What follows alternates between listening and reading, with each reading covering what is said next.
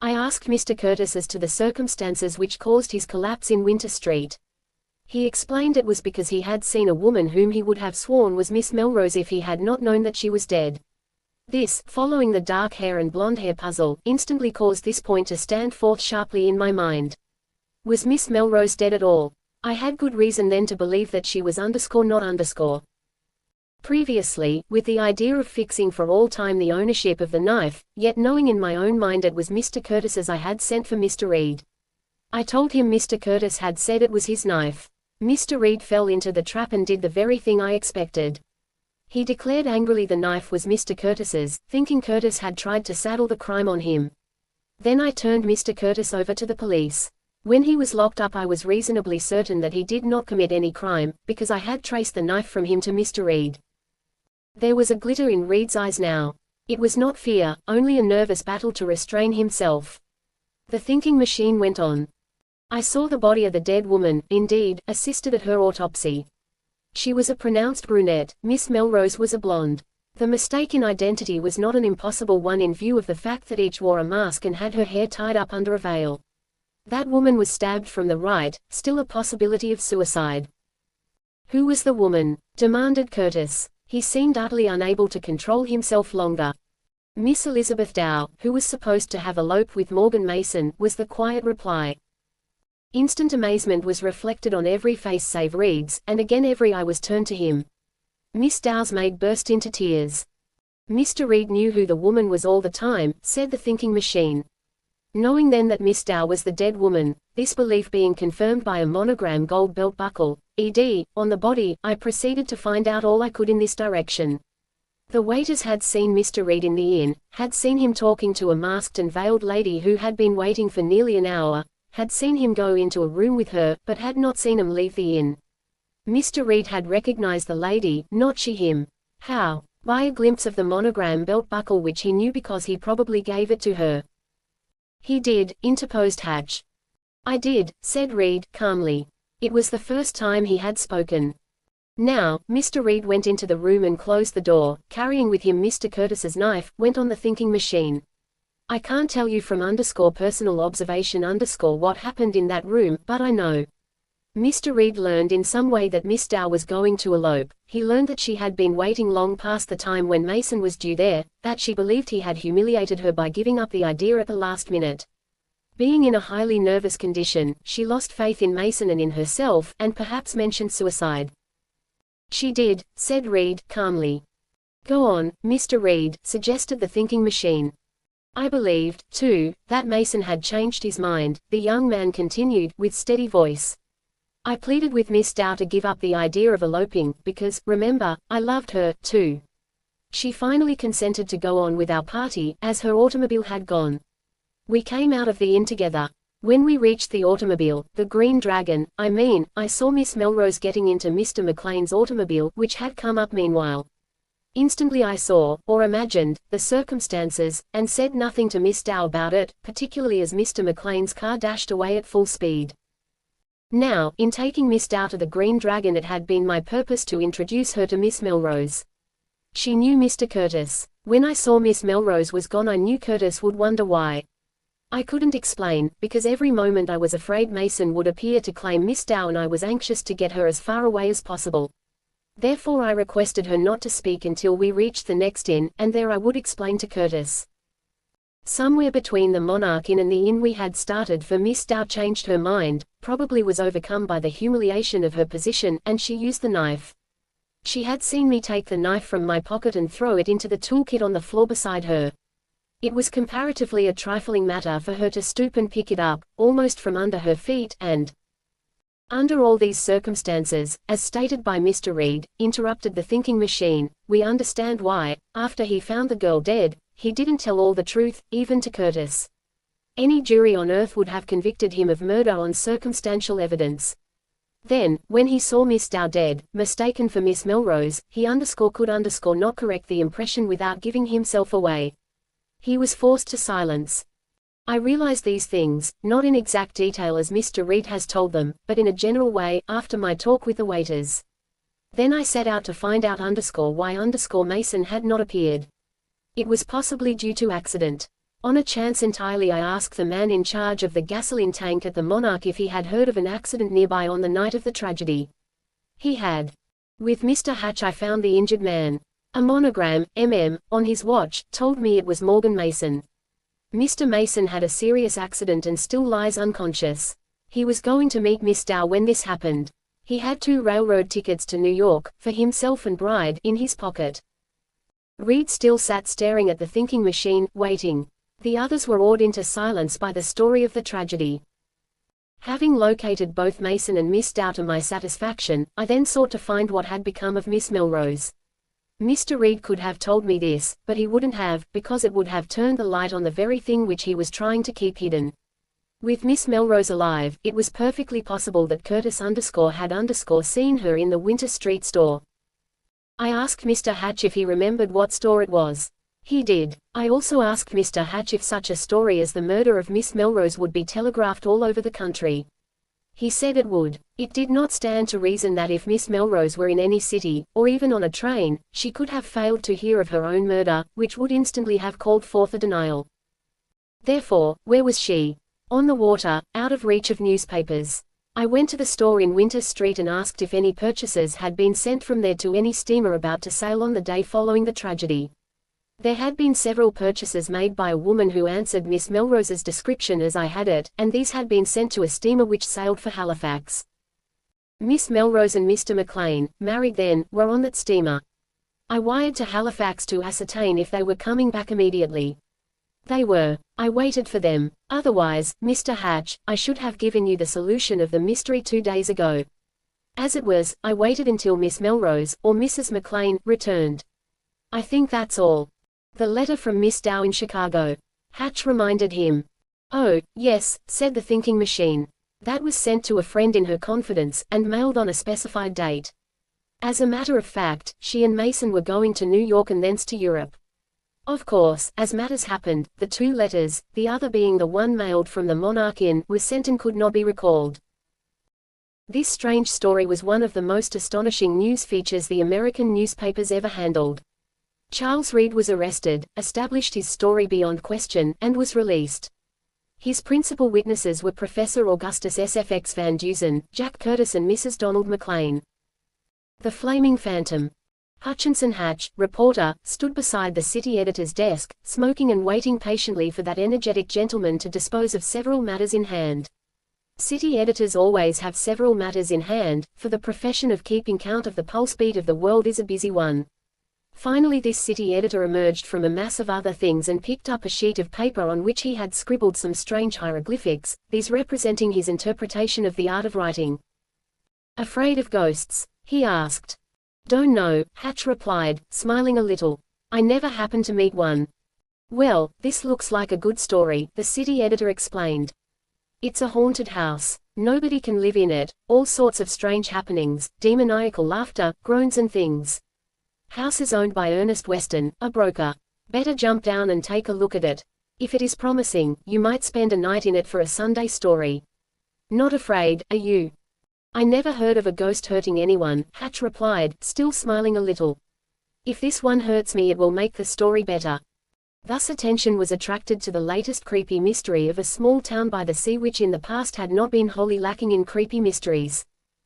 Within 2 hours Hatch was there. He readily found the old Weston house, as it was known, a 2-story, solidly built frame structure, which had stood for 60 or 70 years high upon a cliff overlooking the sea, in the center of a land plot of 10 or 12 acres. From a distance it was imposing, but close inspection showed that, outwardly, at least, it was a ramshackle affair. Without having questioned anyone in the village, Hatch climbed the steep cliff road to the old house, expecting to find someone who might grant him permission to inspect it. But no one appeared, a settled melancholy and gloom seemed to overspread it, all the shutters were closed forbiddingly. There was no answer to his vigorous knock on the front door, and he shook the shutters on a window without result. Then he passed around the house to the back. Here he found a door and dutifully hammered on it. Still no answer. He tried it, and passed in. He stood in the kitchen, damp, chilly and darkened by the closed shutters. One glance about this room and he went on through a back hall to the dining room, now deserted, but at one time a comfortable and handsomely furnished place.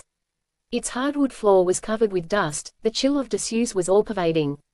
There was no furniture, only the litter which accumulates of its own accord.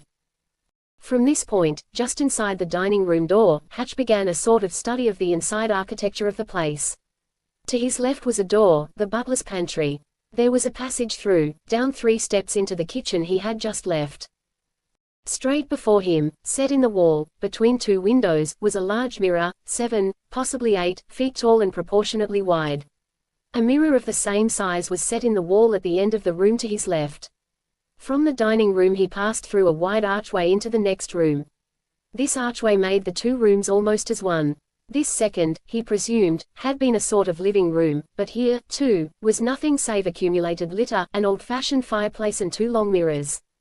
As he entered, the fireplace was to his immediate left, one of the large mirrors was straight ahead of him and the other was to his right.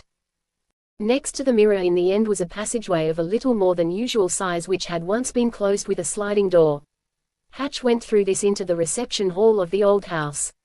Here, to his right, was the main hall, connected with the reception hall by an archway, and through this archway he could see a wide, old-fashioned stairway leading up. To his left was a door, of ordinary size, closed. He tried it and it opened.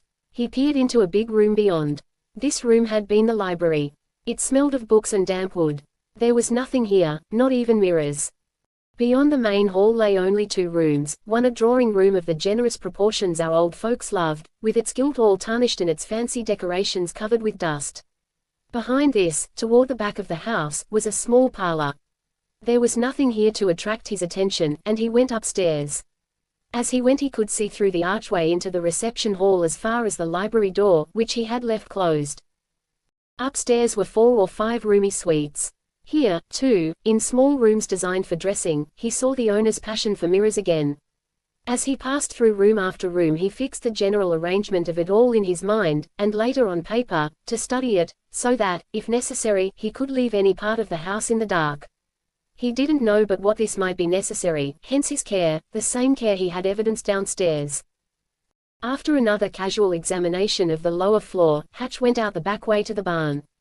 This stood a couple of 100 feet back of the house and was of more recent construction. Above, reached by outside stairs, were apartments intended for the servants. Hatch looked over these rooms, but they, too, had the appearance of not having been occupied for several years. The lower part of the barn, he found, was arranged to house half a dozen horses and 3 or 4 traps. Nothing here to frighten anybody, was his mental comment as he left the old place and started back toward the village. It was 3 o'clock in the afternoon. His purpose was to learn then all he could of the ghost, and return that night for developments.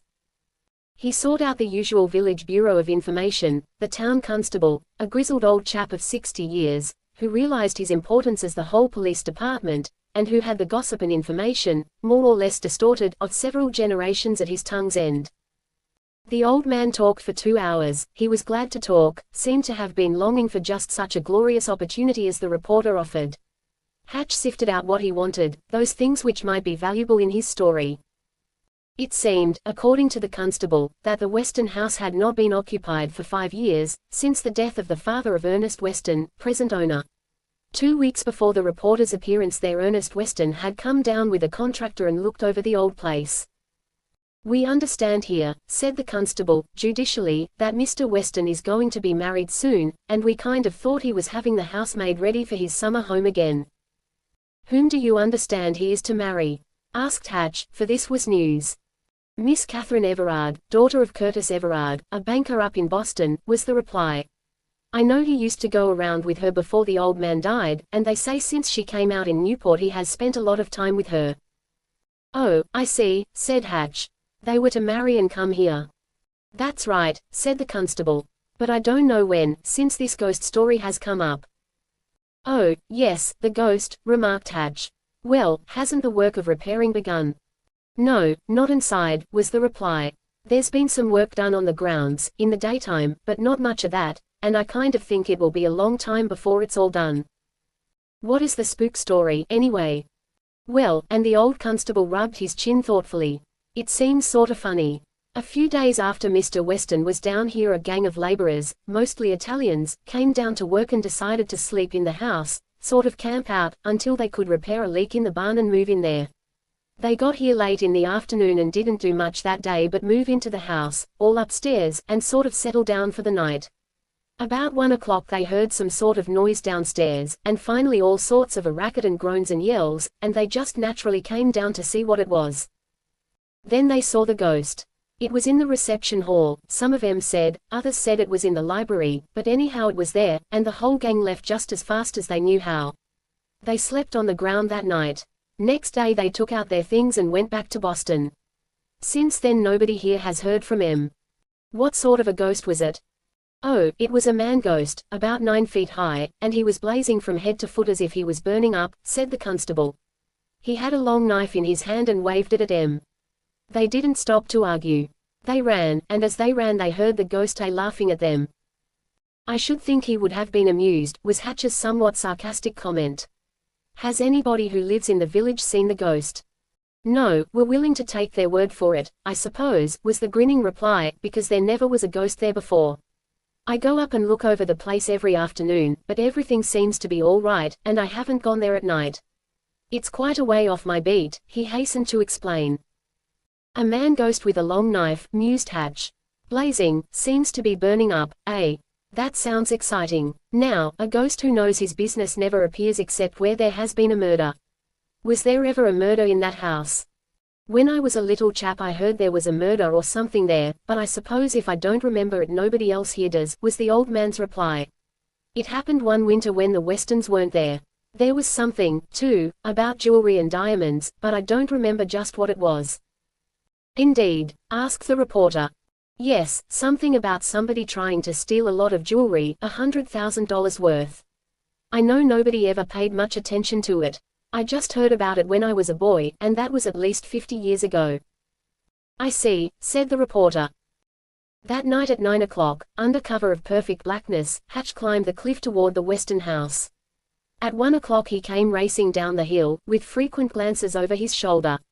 His face was pallid with a fear which he had never known before and his lips were ashen. Once in his room in the village hotel Hutchinson Hatch, the nerveless young man, lighted a lamp with trembling hands and sat with wide, staring eyes until the dawn broke through the east. He had seen the flaming phantom. Aye. It was 10 o'clock that morning when Hutchinson Hatch called on Professor Augustus SFX Van Dusen, the thinking machine. The reporter's face was still white, showing that he had slept little, if at all. The thinking machine squinted at him a moment through his thick glasses, then dropped into a chair. Well, he queried. I'm almost ashamed to come to you, Professor, Hatch confessed, after a minute, and there was a little embarrassed hesitation in his speech. It's another mystery. Sit down and tell me about it. Hatch took a seat opposite the scientist. I've been frightened, he said at last, with a sheepish grin, horribly, awfully frightened. I came to you to know what frightened me. Dear me, exclaimed the thinking machine. What is it? Then Hatch told him from the beginning the story of the haunted house as he knew it, how he had examined the house by daylight, just what he had found, the story of the old murder and the jewels, the fact that Ernest Weston was to be married. The scientist listened attentively. It was 9 o'clock that night when I went to the house the second time, said Hatch. I went prepared for something, but not for what I saw. Well, go on, said the other, irritably. I went in while it was perfectly dark. I took a position on the stairs because I had been told the thing had been seen from the stairs, and I thought that where it had been seen once it would be seen again. I had presumed it was some trick of a shadow, or moonlight, or something of the kind. So I sat waiting calmly. I am not a nervous man, that is, I never have been until now. I took no light of any kind with me. It seemed an interminable time that I waited, staring into the reception room in the general direction of the library. At last, as I gazed into the darkness, I heard a noise. It startled me a bit, but it didn't frighten me, for I put it down to a rat running across the floor. But after a while I heard the most awful cry a human being ever listened to. It was neither a moan nor a shriek, merely a cry. Then, as I steadied my nerves a little, a figure, a blazing, burning white figure, grew out of nothingness before my very eyes, in the reception room. It actually grew and assembled as I looked at it. He paused, and the thinking machine changed his position slightly. The figure was that of a man, apparently, I should say, 8 feet high. Don't think I'm a fool, I'm not exaggerating. It was all in white and seemed to radiate a light, a ghostly, unearthly light, which, as I looked, grew brighter. I saw no face to the thing, but it had a head. Then I saw an arm raised and in the hand was a dagger, blazing as was the figure. By this time I was a coward, a cringing, frightened coward, frightened not at what I saw, but at the weirdness of it. And then, still as I looked, the thing, raised the other hand, and there, in the air before my eyes, wrote with his own finger, underscore on the very face of the air underscore, mind you, one word, beware. Was it a man's or woman's writing? Asked the thinking machine. The matter-of-fact tone recalled Hatch, who was again being carried away by fear, and he laughed vacantly. I don't know, he said. I don't know. Go on. I have never considered myself a coward, and certainly I am not a child to be frightened at a thing which my reason tells me is not possible, and, despite my fright, I compelled myself to action. If the thing were a man I was not afraid of it, dagger and all; if it were not, it could do me no injury. I leaped down the 3 steps to the bottom of the stairs, and while the thing stood there with upraised dagger, with one hand pointing at me, I rushed for it. I think I must have shouted, because I have a dim idea that I heard my own voice. But whether or not I did again he paused. It was a distinct effort to pull himself together. He felt like a child. The cold, squint eyes of the thinking machine were turned on him disapprovingly. Then, the thing disappeared just as it seemed I had my hands on it. I was expecting a dagger thrust. Before my eyes, while I was staring at it, I suddenly saw underscore only half of it underscore. Again I heard the cry, and the other half disappeared, my hands grasped empty air. Where the thing had been there was nothing. The impetus of my rush was such that I went right on past the spot where the thing had been, and found myself groping in the dark in a room which I didn't place for an instant. Now I know it was the library. By this time I was mad with terror. I smashed one of the windows and went through it. Then from there, until I reached my room, I didn't stop running. I couldn't. I wouldn't have gone back to the reception room for all the millions in the world. The thinking machine twiddled his fingers idly. Hatch sat gazing at him with anxious, eager inquiry in his eyes. So when you ran and the thing moved away or disappeared, you found yourself in the library? The thinking machine asked at last. Yes. Therefore you must have run from the reception room through the door into the library. Yes. You left that door closed that day. Yes. Again there was a pause. Smell anything? Asked the thinking machine. No. You figure that the thing, as you call it, must have been just about in the door. Yes. Too bad you didn't notice the handwriting, that is, whether it seemed to be a man's or a woman's. I think, under the circumstances, I would be excused for omitting that, was the reply. You said you heard something that you thought must be a rat, went on the thinking machine. What was this? I don't know. Any squeak about it? No, not that I noticed. 5 years since the house was occupied, mused the scientist. How far away is the water? The place overlooks the water, but it's a steep climb of 300 yards from the water to the house. That seemed to satisfy the thinking machine as to what actually happened. When you went over the house in daylight, did you notice if any of the mirrors were dusty? He asked. I should presume that all were, was the reply. There's no reason why they should have been otherwise. But you didn't notice particularly that some were not dusty? The scientist insisted. No, I merely noticed that they were there. The thinking machine sat for a long time squinting at the ceiling, then asked, abruptly, have you seen Mr. Weston, the owner? No. See him and find out what he has to say about the place, the murder, the jewels, and all that.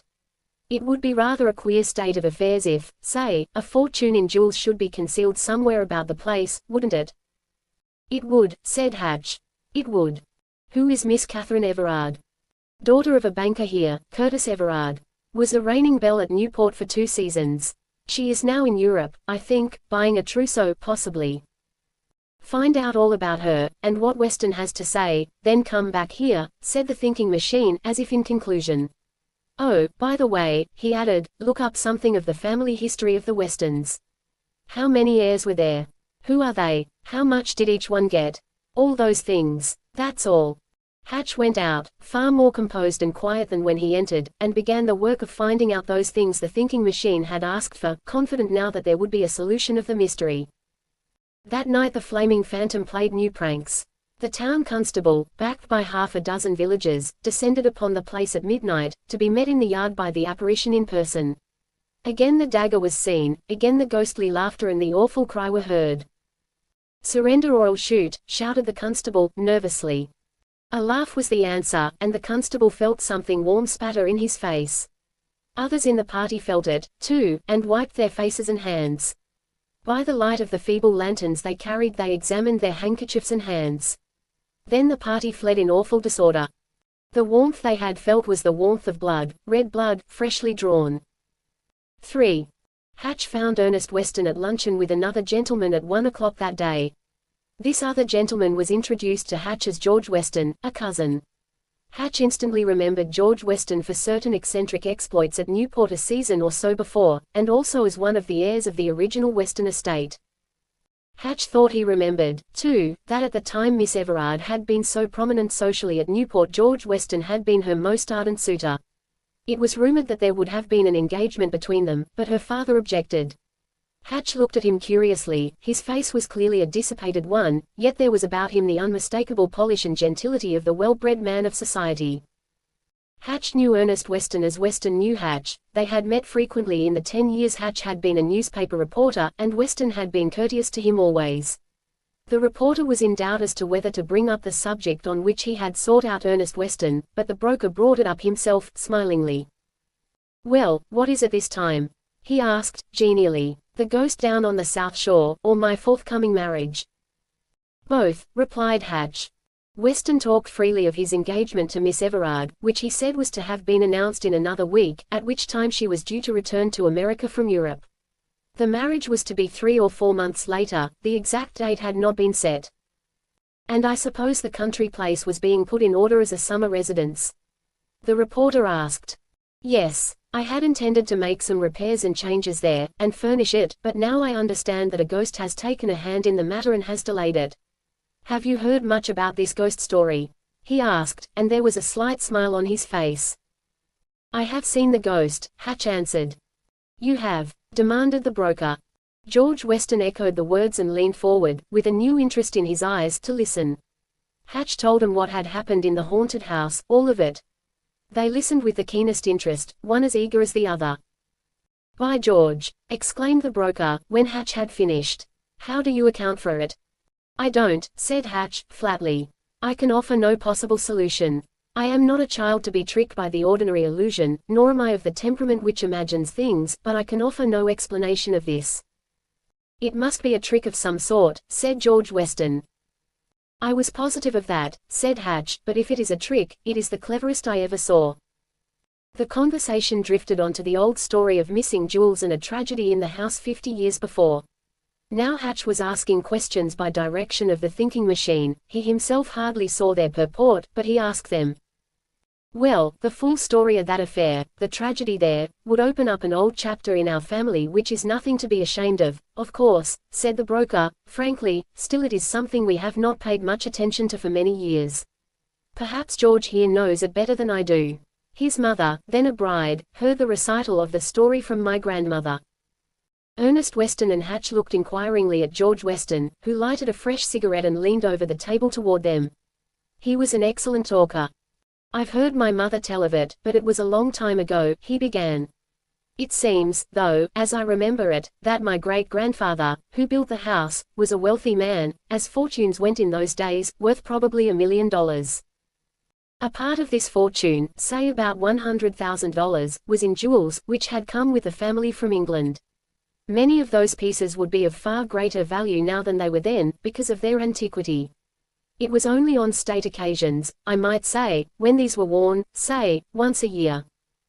Between times the problem of keeping them safely was a difficult one, it appeared.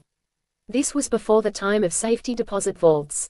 My grandfather conceived the idea of hiding the jewels in the old place down on the South Shore, instead of keeping them in the house he had in Boston.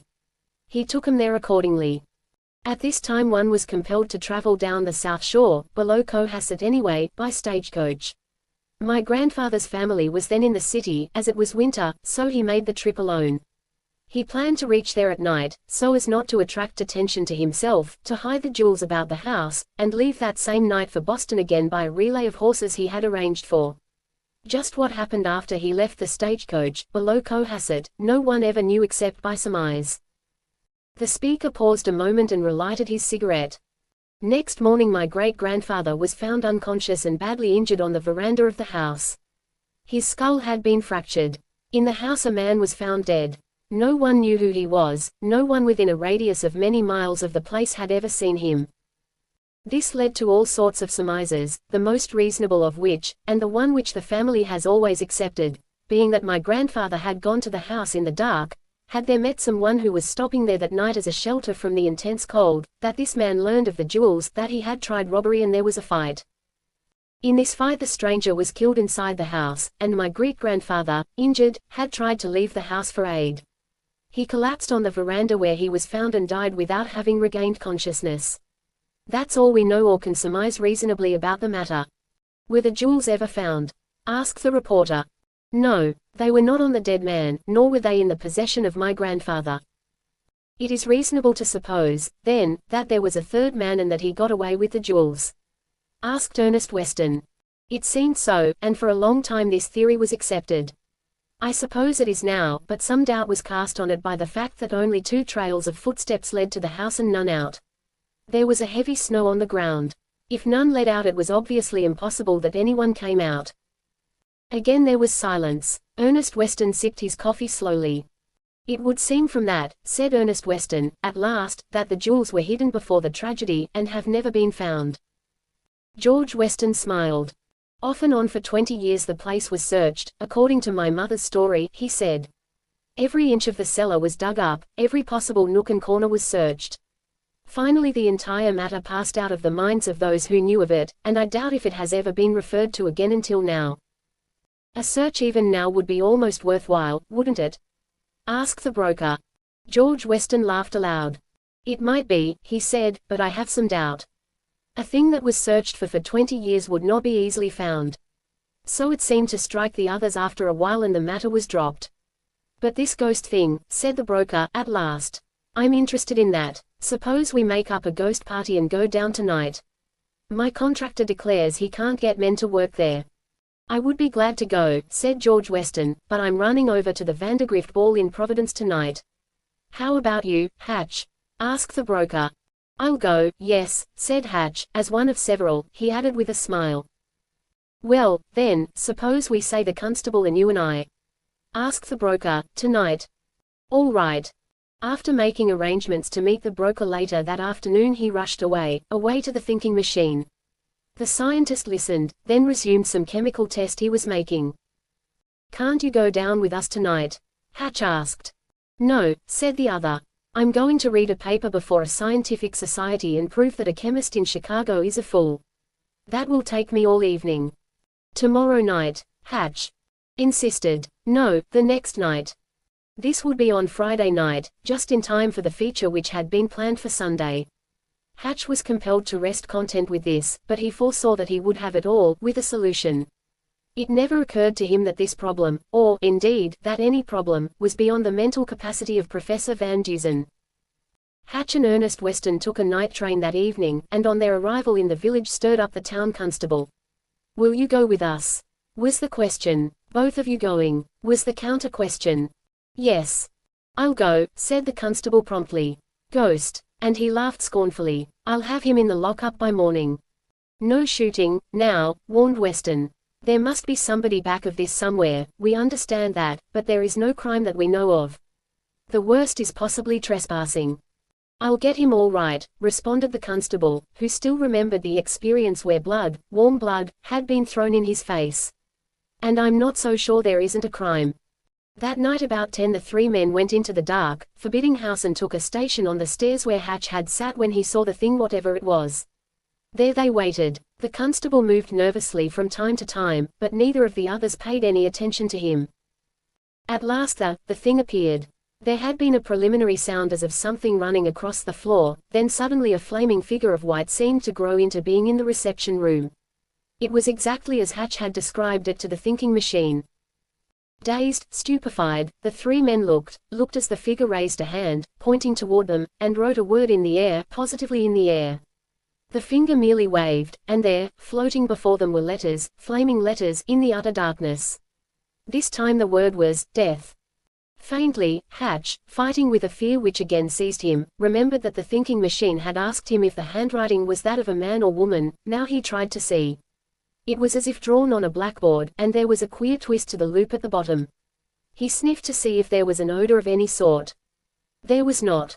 Suddenly he felt some quick, vigorous action from the constable behind him. There was a roar and a flash in his ear. He knew the constable had fired at the thing. Then came the cry and laugh, almost a laugh of derision. He had heard them before. For one instant the figure lingered and then, before their eyes, faded again into utter blackness. Where it had been was nothing. The constable's shot had had no effect. IV. 3 deeply mystified men passed down the hill to the village from the old house. Ernest Weston, the owner, had not spoken since before the thing appeared there in the reception room, or was it in the library? He was not certain, he couldn't have told. Suddenly he turned to the constable. "I told you not to shoot." "That's all right," said the constable. "I was there in my official capacity, and I shoot when I want to." "But the shot did no harm," Hatch put in. "I would swear it went right through it, too," said the constable, boastfully. "I can shoot." Weston was arguing with himself. He was a cold-blooded man of business, his mind was not one to play him tricks. Yet now he felt benumbed, he could conceive no explanation of what he had seen. Again in his room in the little hotel, where they spent the remainder of the night, he stared blankly at the reporter. "Can you imagine any way it could be done?" Hatch shook his head. "It isn't a spook, of course," the broker went on, with a nervous smile, but I'm sorry I went. I don't think probably I shall have the work done there as I thought." They slept only fitfully and took an early train back to Boston. As they were about to separate at the South Station, the broker had a last word. "I'm going to solve that thing," he declared, determinedly. "I know one man at least who isn't afraid of it, or of anything else. I'm going to send him down to keep a lookout and take care of the place. His name is O'Hagan, and he's a fighting Irishman. If he and that thing ever get mixed up together." Like a schoolboy with a hopeless problem, Hatch went straight to the thinking machine with the latest developments. The scientist paused just long enough in his work to hear it. "Did you notice the handwriting?" he demanded.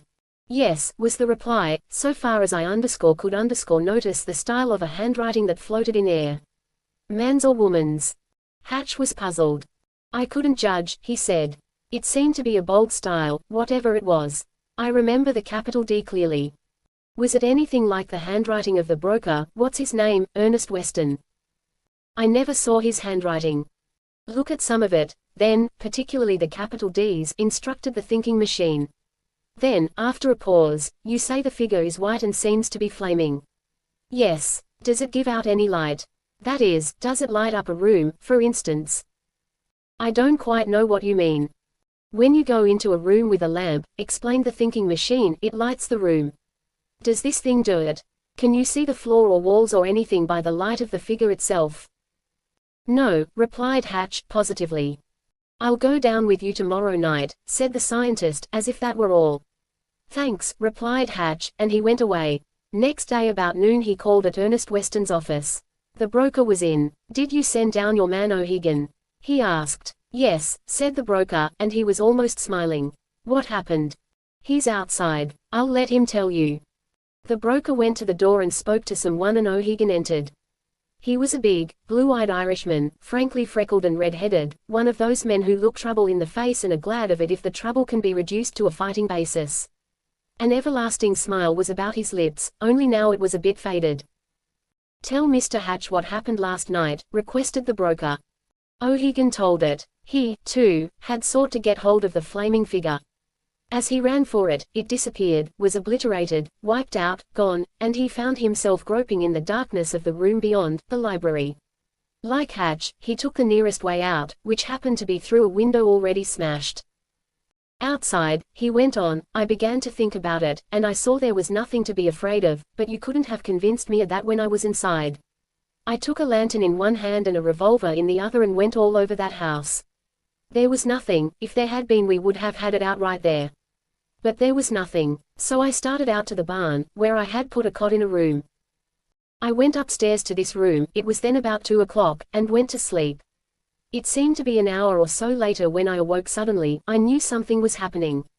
And the Lord forgive me if I'm a liar, but there was a ghost cat in my room, racing around like mad. I just naturally got up to see what was the matter and rushed for the door. The cat beat me to it, and cut a flaming streak through the night. The cat looked just like the thing inside the house, that is, it was a sort of shadowy, waving white light like it might be a fire. I went back to bed in disgust, to sleep it off. You see, sir, he apologized to Weston, that there hadn't been anything yet I could put my hands on. Was that all? Asked Hatch, smilingly. Just the beginning. Next morning when I awoke I was bound to my cot, hard and fast. My hands were tied and my feet were tied, and all I could do was lie there and yell. After a while, it seemed years, I heard someone outside and shouted louder than ever. Then the constable come up and let me loose. I told him all about it, and then I came to Boston. And with your permission, Mr. Weston, I resign right now. I'm not afraid of anything I can fight, but when I can't get hold of it, well. Later Hatch joined the thinking machine. They caught a train for the little village by the sea. On the way the thinking machine asked a few questions, but most of the time he was silent, squinting out the window. Hatch respected his silence, and only answered questions. Did you see Ernest Weston's handwriting? Was the first of these? Yes. The capital D's. They are not unlike the one the thing wrote, but they are not wholly like it, was the reply. Do you know anyone in Providence who can get some information for you? Was the next query. Yes. Get him by long-distance phone when we get to this place and let me talk to him a moment. Half an hour later the thinking machine was talking over the long-distance phone to the Providence correspondent of Hatch's paper. What he said or what he learned there was not revealed to the wondering reporter, but he came out after several minutes, only to re-enter the booth and remain for another half an hour. Now, he said. Together they went to the haunted house. At the entrance to the grounds something else occurred to the thinking machine. Run over to the phone and call Weston, he directed. Ask him if he has a motor boat or if his cousin has one. We might need one. Also find out what kind of a boat it is, electric or gasoline. Hatch returned to the village and left the scientist alone, sitting on the veranda gazing out over the sea. When Hatch returned he was still in the same position. Well, he asked. Ernest Weston has no motorboat, the reporter informed him. George Weston has an electric, but we can't get it because it is away. Maybe I can get one somewhere else if you particularly want it. Never mind, said the thinking machine. He spoke as if he had entirely lost interest in the matter. Together they started around the house to the kitchen door. What's the next move? Asked Hatch. I'm going to find the jewels, was the startling reply. Find them, Hatch repeated. Certainly. They entered the house through the kitchen and the scientist squinted this way and that, through the reception room, the library, and finally the back hallway. Here a closed door in the flooring led to a cellar. In the cellar they found heaps of litter. It was damp and chilly and dark. The thinking machine stood in the center, or as near the center as he could stand, because the base of the chimney occupied this precise spot, and apparently did some mental calculation. From that point he started around the walls, solidly built of stone, stooping and running his fingers along the stones as he walked. He made the entire circuit as Hatch looked on. Then he made it again, but this time with his hands raised above his head, feeling the walls carefully as he went. He repeated this at the chimney, going carefully around the masonry, high and low. Dear me, he exclaimed, petulantly. You are taller than I am, Mr. Hatch. Please feel carefully around the top of this chimney base and see if the rocks are all solidly set. Hatch then began a tour. At last one of the great stones which made this base trembled under his hand. It's loose, he said. Take it out. It came out after a deal of tugging. Put your hand in there and pull out what you find, was the next order. Hatch obeyed. He found a wooden box, about 8 inches square, and handed it to the thinking machine. Ah! Exclaimed that gentleman. A quick wrench caused the decaying wood to crumble. Tumbling out of the box were the jewels which had been lost for 50 years. The excitement, long restrained, burst from Hatch in a laugh, almost hysterical. He stooped and gathered up the fallen jewelry and handed it to the thinking machine, who stared at him in mild surprise. What's the matter? Inquired the scientist. Nothing, Hatch assured him, but again he laughed. The heavy stone which had been pulled out of place was lifted up and forced back into position, and together they returned to the village, with the long-lost jewelry loose in their pockets. How did you do it? Asked Hatch. 2 and 2 always make 4, was the enigmatic reply. It was merely a sum in addition. There was a pause as they walked on, then, "Don't say anything about finding this, or even hint at it in any way, until you have my permission to do so." Hatch had no intention of doing so. In his mind's eye he saw a story, a great, vivid, startling story spread all over his newspaper about flaming phantoms and treasure trove minus $100,000 in jewels. It staggered him. Of course he would say nothing about it, even hint at it, yet. But when he did say something about it. In the village the thinking machine found the constable. "I understand some blood was thrown on you at the Western place the other night." "Yes. Blood, warm blood. You wiped it off with your handkerchief." "Yes." "Have you the handkerchief?" "I suppose I might get it," was the doubtful reply. "It might have gone into the wash." "Astute person," remarked the thinking machine. "There might have been a crime and you throw away the one thing which would indicate it, the blood stains." The constable suddenly took notice. "By Ginger," he said, "wait here and I'll go see if I can find it." He disappeared and returned shortly with the handkerchief. There were half a dozen blood stains on it, now dark brown. The thinking machine dropped into the village drugstore and had a short conversation with the owner, after which he disappeared into the compounding room at the back and remained for an hour or more, until darkness set in. Then he came out and joined Hatch, who, with the constable, had been waiting. The reporter did not ask any questions, and the thinking machine volunteered no information. "Is it too late for anyone to get down from Boston tonight?" he asked the constable. "No, he could take the 8 o'clock train and be here about 9:30. "Mr. Hatch, will you wire to Mr. Weston, Ernest Weston, and ask him to come tonight?" "Sure." "Impress on him the fact that it is a matter of the greatest importance." Instead of telegraphing, Hatch went to the telephone and spoke to Weston at his club. The trip would interfere with some other plans, the broker explained, but he would come. The thinking machine had meanwhile been conversing with the constable and had given some sort of instructions which evidently amazed that official exceedingly, for he kept repeating, "By Ginger," with considerable fervor. "And not one word or hint of it to anyone," said the thinking machine. "Least of all to the members of your family." "By Ginger," was the response, and the constable went to supper. The thinking machine and Hatch had their supper thoughtfully that evening in the little village hotel. Only once did Hatch break this silence. "You told me to see Weston's handwriting," he said. "Of course you knew he was with the constable and myself when we saw the thing, therefore it would have been impossible." "Nothing is impossible," broke in the thinking machine. "Don't say that, please.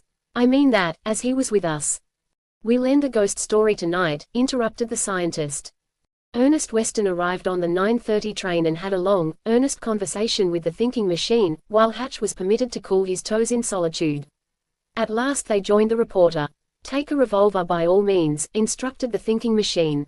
"Do you think that necessary?" asked Weston. "It is, absolutely," was the emphatic response. Weston left them after a while. Hatch wondered where he had gone, but no information was forthcoming.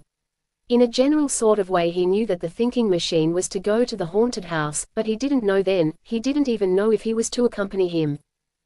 At last they started, the thinking machine swinging a hammer he had borrowed from his landlord. The night was perfectly black, even the road at their feet was invisible. They stumbled frequently as they walked on up the cliff toward the house, dimly standing out against the sky. They entered by way of the kitchen, passed through to the stairs in the main hall, and their Hatch indicated in the darkness the spot from which he had twice seen the flaming phantom. "You go in the drawing room behind here," the thinking machine instructed. "Don't make any noise whatever." For hours they waited, neither seeing the other. Hatch heard his heart thumping heavily. If only he could see the other man. With an effort he recovered from a rapidly growing nervousness and waited. The thinking machine sat perfectly rigid on the stair, the hammer in his right hand, squinting steadily through the darkness. At last he heard a noise, a slight nothing, it might almost have been his imagination. It was as if something had glided across the floor, and he was more alert than ever. Then came the dread misty light in the reception hall, or was it in the library? He could not say, but he looked, with every sense alert. Gradually the light grew and spread, a misty whiteness which was unmistakably light, but which did not illuminate anything around it.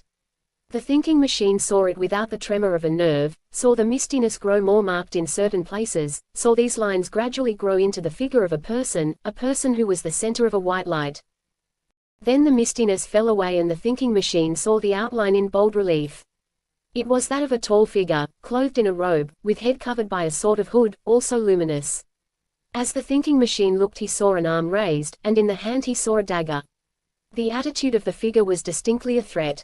And yet the thinking machine had not begun to grow nervous, he was only interested. As he looked, the other hand of the apparition was raised and seemed to point directly at him. It moved through the air in bold sweeps, and the thinking machine saw the word death, written in air luminously, swimming before his eyes. Then he blinked incredulously. There came a wild, demoniacal shriek of laughter from somewhere. Slowly, slowly the scientist crept down the steps in his stocking feet, slick as the apparition itself, with the hammer still in his hand. He crept on toward the figure. Hatch, not knowing the movements of the thinking machine, stood waiting for something, he didn't know what. Then the thing he had been waiting for happened. There was a sudden loud clatter as of broken glass, the phantom and writing faded, crumbled up, disappeared, and somewhere in the old house there was the hurried sound of steps. At last the reporter heard his name called quietly. It was the thinking machine. "Mr. Hatch, come here." The reporter started, blundering through the darkness toward the point whence the voice had come.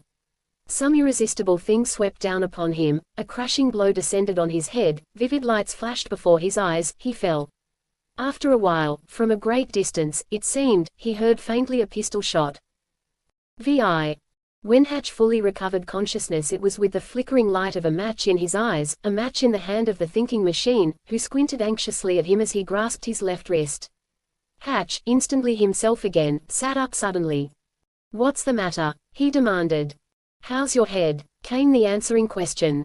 Oh, and Hatch suddenly recalled those incidents which had immediately preceded the crash on his head. "Oh, it's all right, my head, I mean. What happened?" "Get up and come along," requested the thinking machine, tartly. "There's a man shot down here." Hatch arose and followed the slight figure of the scientist through the front door, and toward the water.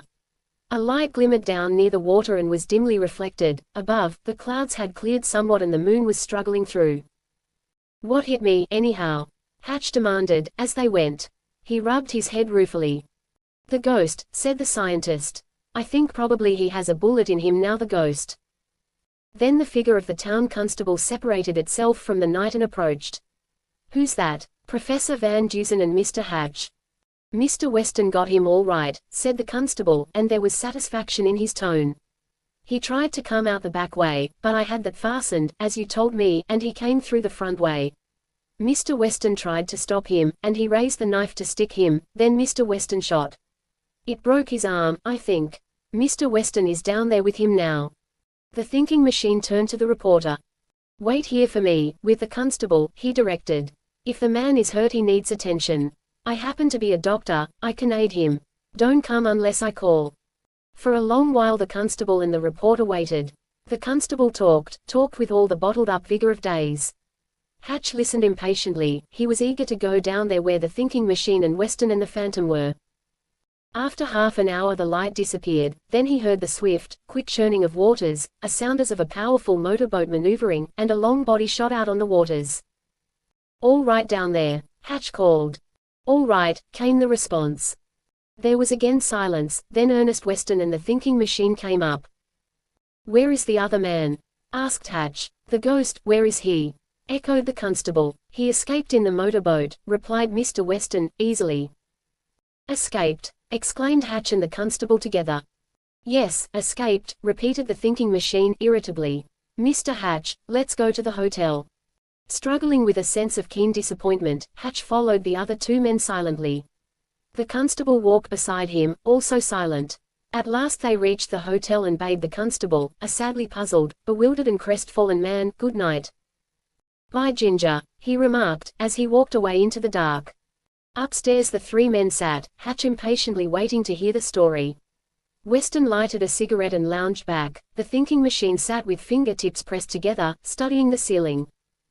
"Mr. Weston, you understand, of course, that I came into this thing to aid Mr. Hatch?" he asked. "Certainly," was the response. "I will only ask a favor of him when you conclude." The thinking machine changed his position slightly, readjusted his thick glasses for a long, comfortable squint, and told the story, from the beginning, as he always told a story. "Here it is. Mr. Hatch came to me in a state of abject, cringing fear and told me of the mystery. It would be needless to go over his examination of the house, and all that. It is enough to say that he noted and told me of 4 large mirrors in the dining room and living room of the house, that he heard and brought to me the stories in detail of a tragedy in the old house and missing jewels, valued at $100,000, or more. He told me of his trip to the house that night, and of actually seeing the phantom. I have found in the past that Mr. Hatch is a cool, level-headed young man, not given to imagining things which are not there, and controls himself well. Therefore I knew that anything of charlatanism must be clever, exceedingly clever, to bring about such a condition of mind in him. Mr. Hatch saw, as others had seen, the figure of a phantom in the reception room near the door of the library, or in the library near the door of the reception room, he couldn't tell exactly. He knew it was near the door. Preceding the appearance of the figure he heard a slight noise which he attributed to a rat running across the floor. Yet the house had not been occupied for 5 years. Rodents rarely remain in a house, I may say never. For that long if it is uninhabited. Therefore what was this noise? A noise made by the apparition itself. How? Now, there is only one white light of the kind Mr. Hatch described known to science. It seems almost superfluous to name it. It is phosphorus, compounded with Fuller's earth and glycerine and 1 or 2 other chemicals, so it will not instantly flame as it does in the pure state when exposed to air. Phosphorus has a very pronounced odor if one is within, say, 20 feet of it. Did Mr. Hatch smell anything? No. Now, here we have several facts, these being that the apparition in appearing made a slight noise, that phosphorus was the luminous quality, that Mr. Hatch did not smell phosphorus even when he ran through the spot where the phantom had appeared. 2 and 2 make 4, Mr. Hatch saw phosphorus, passed through the spot where he had seen it, but did not smell it, therefore it was not there. It was a reflection he saw, a reflection of phosphorus. So far, so good. Mr. Hatch saw a finger lifted and write a luminous word in the air. Again he did not actually see this, he saw a reflection of it. This first impression of mine was substantiated by the fact that when he rushed for the phantom a part of it disappeared, first half of it, he said, then the other half. So his extended hands grasped only air. Obviously those reflections had been made on something, probably a mirror as the most perfect ordinary reflecting surface. Yet he actually passed through the spot where he had seen the apparition and had not struck a mirror. He found himself in another room, the library, having gone through a door which, that afternoon, he had himself closed. He did not open it then. Instantly a sliding mirror suggested itself to me to fit all these conditions. He saw the apparition in the door, then saw only half of it, then all of it disappeared. He passed through the spot where it had been. All of this would have happened easily if a large mirror, working as a sliding door, and hidden in the wall, were there. Is it clear? Perfectly, said Mr. Weston. Yes, said Hatch, eagerly. Go on. This sliding mirror, too, might have made the noise which Mr. Hatch imagined was a rat. Mr. Hatch had previously told me of 4 large mirrors in the living and dining rooms. With these, from the position in which he said they were, I readily saw how the reflection could have been made. In a general sort of way, in my own mind, I had accounted for the phantom. Why was it there? This seemed a more difficult problem. It was possible that it had been put there for amusement, but I did not wholly accept this. Why? Partly because no one had ever heard of it until the Italian workmen went there. Why did it appear just at the moment they went to begin the work Mr. Weston had ordered? Was it the purpose to keep the workmen away? These questions arose in my mind in order. Then, as Mr. Hatch had told me of a tragedy in the house and hidden jewels, I asked him to learn more of these. I called his attention to the fact that it would be a queer circumstance if these jewels were still somewhere in the old house. Suppose someone who knew of their existence was searching for them, believed he could find them, and wanted something which would effectually drive away any inquiring persons, tramps or villagers, who might appear there at night. A ghost, perhaps. Suppose someone wanted to give the old house such a reputation that Mr. Weston would not care to undertake the work of repair and refurnishing. A ghost, again perhaps. In a shallow mind this ghost might have been interpreted even as an effort to prevent the marriage of Miss Everard and Mr. Weston. Therefore Mr. Hatch was instructed to get all the facts possible about you, Mr. Weston, and members of your family. I reasoned that members of your own family would be more likely to know of the lost jewels than anyone else after a lapse of 50 years. Well, what Mr. Hatch learned from you and your cousin, George Weston, instantly, in my mind, established a motive for the ghost. It was, as I had supposed possible, an effort to drive workmen away, perhaps only for a time, while a search was made for the jewels. The old tragedy in the house was a good pretext to hang a ghost on. A clever mind conceived it and a clever mind put it into operation. Now, what one person knew most about the jewels? Your cousin George, Mr. Weston. Had he recently acquired any new information as to these jewels? I didn't know. I thought it possible. Why? On his own statement that his mother, then a bride, got the story of the entire affair direct from his grandmother, who remembered more of it than anybody else, who might even have heard his grandfather say where he intended hiding the jewels.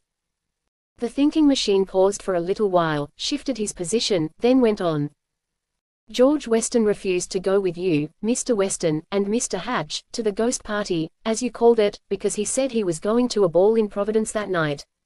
He did not go to Providence. I learned that from your correspondent there, Mr. Hatch, so George Weston might, possibly, have gone to the ghost party after all. After I looked over the situation down there, it occurred to me that the most feasible way for a person, who wished to avoid being seen in the village, as the perpetrator of the ghost did, was to go to and from the place at night in a motorboat. He could easily run in the dark and land at the foot of the cliff, and no soul in the village would be any the wiser. Did George Weston have a motorboat? Yes, an electric, which runs almost silently. From this point the entire matter was comparatively simple. The pure logic of it told me how the ghost was made to appear and disappear. One look at the house inside convinced me beyond all doubt. I knew the motive for the ghost, a search for the jewels. I knew, or thought I knew, the name of the man who was seeking the jewels, the man who had fullest knowledge and fullest opportunity, the man whose brain was clever enough to devise the scheme. Then, the next step to prove what I knew. The first thing to do was to find the jewels. Find the jewels, Weston repeated, with a slight smile. Here they are, said the thinking machine, quietly. And there, before the astonished eyes of the broker, he drew out the gems which had been lost for 50 years. Mr. Weston was not amazed, he was petrified with astonishment and sat staring at the glittering heap in silence. Finally he recovered his voice. How did you do it? He demanded. Where? I used my brain, that's all, was the reply. I went into the old house seeking them where the owner, under all conditions, would have been most likely to hide them, and there I found them. But, stammered the broker. The man who hid these jewels hid them only temporarily, or at least that was his purpose, said the thinking machine, irritably. Naturally he would not hide them in the woodwork of the house, because that might burn. He did not bury them in the cellar, because that has been carefully searched. Now, in that house there is nothing except woodwork and chimneys above the cellar. Yet he hid them in the house, proven by the fact that the man he killed was killed in the house, and that the outside ground, covered with snow, showed 2 sets of tracks into the house and none out. Therefore he did hide them in the cellar. Where? In the stonework. There was no other place. Naturally he would not hide them on a level with the eye, because the spot where he took out and replaced a stone would be apparent if a close search were made. He would, therefore, place them either above or below the eye level. He placed them above. A large loose stone in the chimney was taken out and there was the box with these things. Mr. Weston stared at the thinking machine with a new wonder and admiration in his eyes. With the jewels found and disposed of, there remained only to prove the ghost theory by an actual test. I sent for you, Mr. Weston, because I thought possibly, as no actual crime had been committed, it would be better to leave the guilty man to you. When you came I went into the haunted house with a hammer, an ordinary hammer, and waited on the steps. At last the ghost laughed and appeared. I crept down the steps where I was sitting in my stocking feet. I knew what it was. Just when I reached the luminous phantom I disposed of it for all time by smashing it with a hammer. It shattered a large sliding mirror which ran in the door inside the frame, as I had thought. The crash startled the man who operated the ghost from the top of a box, giving it the appearance of extreme height, and he started out through the kitchen, as he had entered. The constable had barred that door after the man entered, therefore the ghost turned and came toward the front door of the house. There he ran into and struck down Mr. Hatch, and ran out through the front door, which I afterwards found was not securely fastened. You know the rest of it, how you found the motor boat and waited there for him, how he came there, and tried to stab me, Weston supplied. I had to shoot to save myself. Well, the wound is trivial, said the thinking machine. His arm will heal up in a little while. I think then, perhaps, a little trip of 4 or 5 years in Europe, at your expense, in return for the jewels, might restore him to health. I was thinking of that myself, said the broker, quietly. Of course, I couldn't prosecute. The ghost, then, was. Hatch began. George Weston, my cousin, said the broker. There are some things in this story which, I hope you may see fit to leave unsaid, if you can do so with justice to yourself.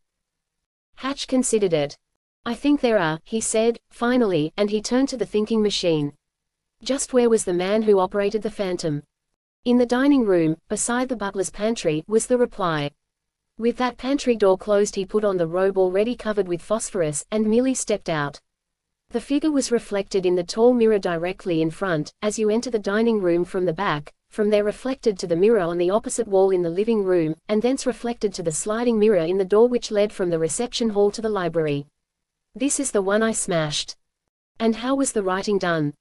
Oh, that. Of course that was done by reversed writing on a piece of clear glass held before the apparition as he posed.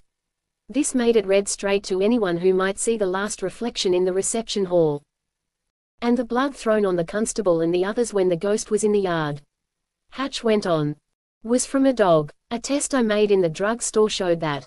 It was a desperate effort to drive the villagers away and keep 'em away. The ghost cat and the tying of the watchman to his bed were easily done. All sat silent for a time. At length Mr. Weston arose, thanked the scientist for the recovery of the jewels, bade them all good night and was about to go out. Mechanically Hatch was following. At the door he turned back for the last question. How was it that the shot the constable fired didn't break the mirror? Because he was nervous and the bullet struck the door beside the mirror, was the reply. I dug it out with a knife. Good night. The Ralston Bank burglary.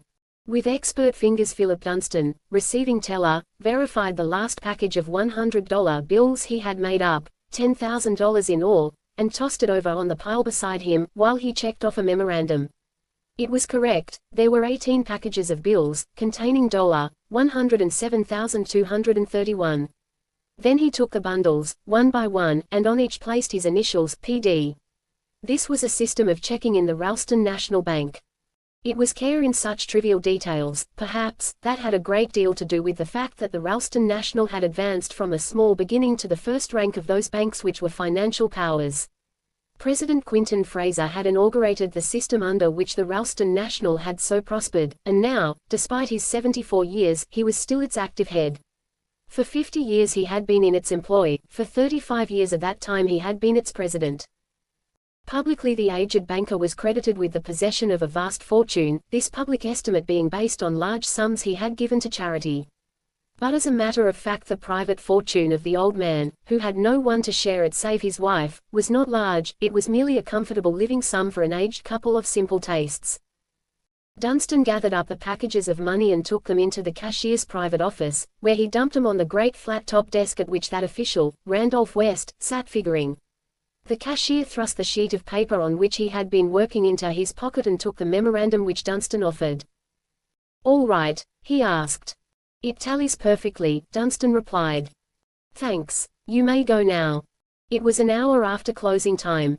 Dunstan was just pulling on his coat when he saw West come out of his private office with the money to put it away in the big steel safe which stood between depositors and thieves. The cashier paused a moment to allow the janitor, Harris, to sweep the space in front of the safe. It was the late afternoon scrubbing and sweeping. Hurry up, the cashier complained, impatiently. Harris hurried, and West placed the money in the safe. There were 18 packages. All right, sir, Dunstan inquired. Yes. West was disposing of the last bundle when Miss Clark, Louise Clark, private secretary to President Fraser, came out of his office with a long envelope in her hand. Dunstan glanced at her and she smiled at him. Please, Mr. West, she said to the cashier, Mr. Fraser told me before he went to put these papers in the safe. I had almost forgotten. She glanced into the open safe and her pretty blue eyes opened wide. Mr. West took the envelope, stowed it away with the money without a word, the girl looking on interestedly, and then swung the heavy door closed. She turned away with a quick, reassuring smile at Dunstan, and disappeared inside the private office. West had shot the bolts of the safe into place and had taken hold of the combination dial to throw it on, when the street door opened and President Fraser entered hurriedly. Just a moment, West, he called. Did Miss Clark give you an envelope to go in there? Yes, I just put it in. One moment, and the aged president came through a gate which Dunstan held open and went to the safe. The cashier pulled the steel door open, unlocked the money compartment where the envelope had been placed, and the president took it out. West turned and spoke to Dunstan, leaving the president looking over the contents of the envelope. When the cashier turned back to the safe, the president was just taking his hand away from his inside coat pocket. "It's all right, West," he instructed. "Lock it up." Again the heavy door closed, the bolts were shot and the combination dial turned. President Fraser stood looking on curiously. It just happened that he had never witnessed this operation before. "How much have you got in there tonight?" he asked. 129,000, replied the cashier. "And all the securities, of course." Mused the president. "That would be a good haul for someone, if they could get it, eh, West?" And he chuckled dryly. "Excellent," returned West, smilingly. "But they can't." Miss Clark, dressed for the street, her handsome face almost concealed by a veil which was intended to protect her pink cheeks from boisterous winds, was standing in the door of the president's office. "Oh, Miss Clark, before you go, would you write just a short note for me?" asked the president. "Certainly," she responded, and she returned to the private office. Mr. Fraser followed her. West and Dunstan stood outside the bank railing, Dunstan waiting for Miss Clark. Every evening he walked over to the subway with her. His opinion of her was an open secret. West was waiting for the janitor to finish sweeping. "Hurry up, Harris," he said again. "Yes, sir," came the reply, and the janitor applied the broom more vigorously. "Just a little bit more. I've finished inside." Dunstan glanced through the railing. The floor was spick and span and the hardwood glistened cleanly. Various bits of paper came down the corridor before Harris's broom. The janitor swept it all up into a dustpan just as Miss Clark came out of the president's room. With Dunstan she walked up the street. As they were going they saw Cashier West come out the front door, with his handkerchief in his hand, and then walk away rapidly. "Mr. Fraser is doing some figuring," Miss Clark explained to Dunstan. "He said he might be there for another hour." "You are beautiful," replied Dunstan, irrelevantly. These, then, were the happenings in detail in the Ralston National Bank from 4:15 o'clock on the afternoon of November 11th. That night the bank was robbed. The great steel safe which was considered impregnable was blown and $129,000 was missing. The night watchman of the bank, William Haney, was found senseless, bound and gagged, inside the bank. His revolver lay beside him with all the cartridges out. He had been beaten into insensibility. At the hospital it was stated that there was only a bare chance of his recovery. The locks, hinges and bolts of the steel safe had been smashed by some powerful explosive, possibly nitroglycerine. The tiny dial of the time lock showed that the explosion came at 2:39, the remainder of the lock was blown to pieces. Thus was fixed definitely the moment at which the robbery occurred. It was shown that the policeman on the beat had been 4 blocks away. It was perfectly possible that no one heard the explosion, because the bank was situated in a part of the city wholly given over to business and deserted at night. The burglars had entered the building through a window of the cashier's private office, in the full glare of an electric light. The window sash here had been found unfastened and the protecting steel bars, outside from top to bottom, seemed to have been dragged from their sockets in the solid granite. The granite crumbled away, as if it had been chalk. Only one possible clue was found. This was a white linen handkerchief, picked up in front of the blown safe. It must have been dropped there at the time of the burglary, because Dunstan distinctly recalled it was not there before he left the bank. He would have noticed it while the janitor was sweeping. This handkerchief was the property of Cashier West. The cashier did not deny it, but could offer no explanation of how it came there. Miss Clark and Dunstan both said that they had seen him leave the bank with a handkerchief in his hand. Aye. President Fraser reached the bank at 10 o'clock and was informed of the robbery. He retired to his office, and there he sat, apparently stunned into inactivity by the blow, his head bowed on his arms. Miss Clark, at her typewriter, frequently glanced at the aged figure with an expression of pity on her face. Her eyes seemed weary, too. Outside, through the closed door, they could hear the detectives. From time to time employees of the bank and detectives entered the office to ask questions. The banker answered as if dazed, then the board of directors met and voted to personally make good the loss sustained. There was no uneasiness among depositors, because they knew the resources of the bank were practically unlimited. Cashier West was not arrested. The directors wouldn't listen to such a thing. He had been cashier for 18 years, and they trusted him implicitly. Yet he could offer no possible explanation of how his handkerchief had come there. He asserted stoutly that he had not been in the bank from the moment Miss Clark and Dunstan saw him leave it. After investigation, the police placed the burglary to the credit of certain expert cracksmen, identity unknown. A general alarm, which meant a rounding up of all suspicious persons, was sent out, and this dragnet was expected to bring important facts to light. Detective Mallory said so, and the bank officials placed great reliance on his word. Thus the situation at the luncheon hour. Then Miss Clark, who, wholly unnoticed, had been waiting all morning at her typewriter, arose and went over to Fraser. "If you don't need me now," she said, "I'll run out to luncheon." "Certainly, certainly," he responded, with a slight start. He had apparently forgotten her existence. She stood silently looking at him for a moment. "I'm awfully sorry," she said, at last, and her lips trembled slightly.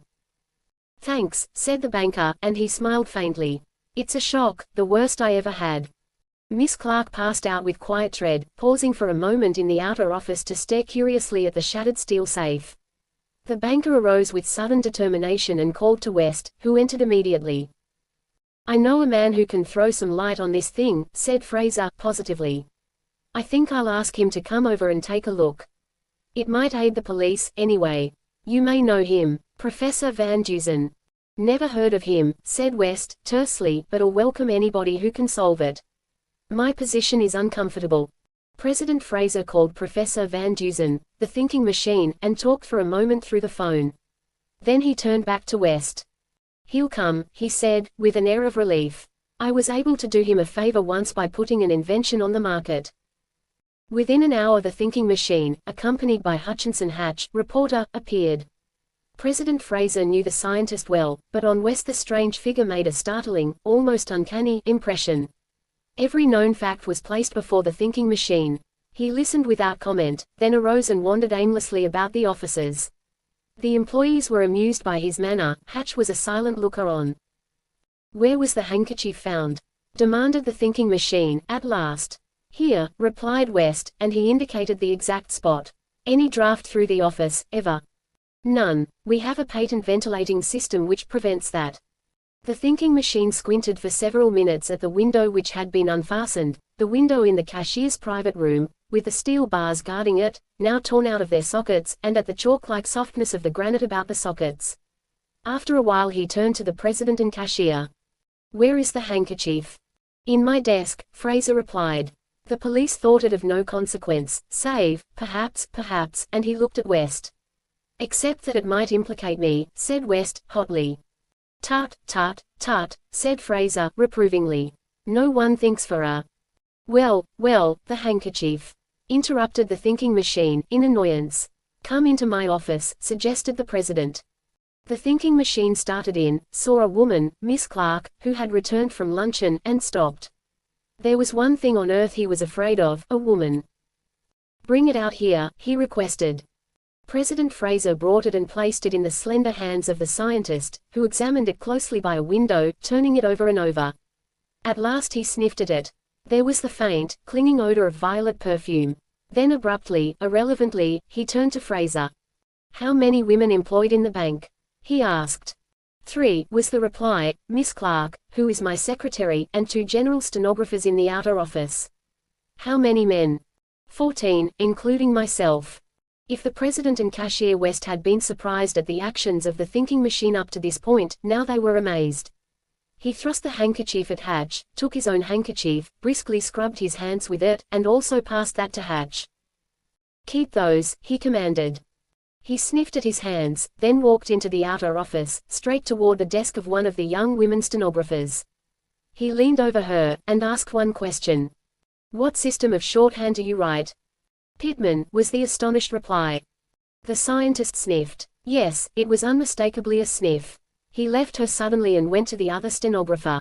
Precisely the same thing happened. Standing close to her he asked one question, and at her answer sniffed. Miss Clark passed through the outer office to mail a letter.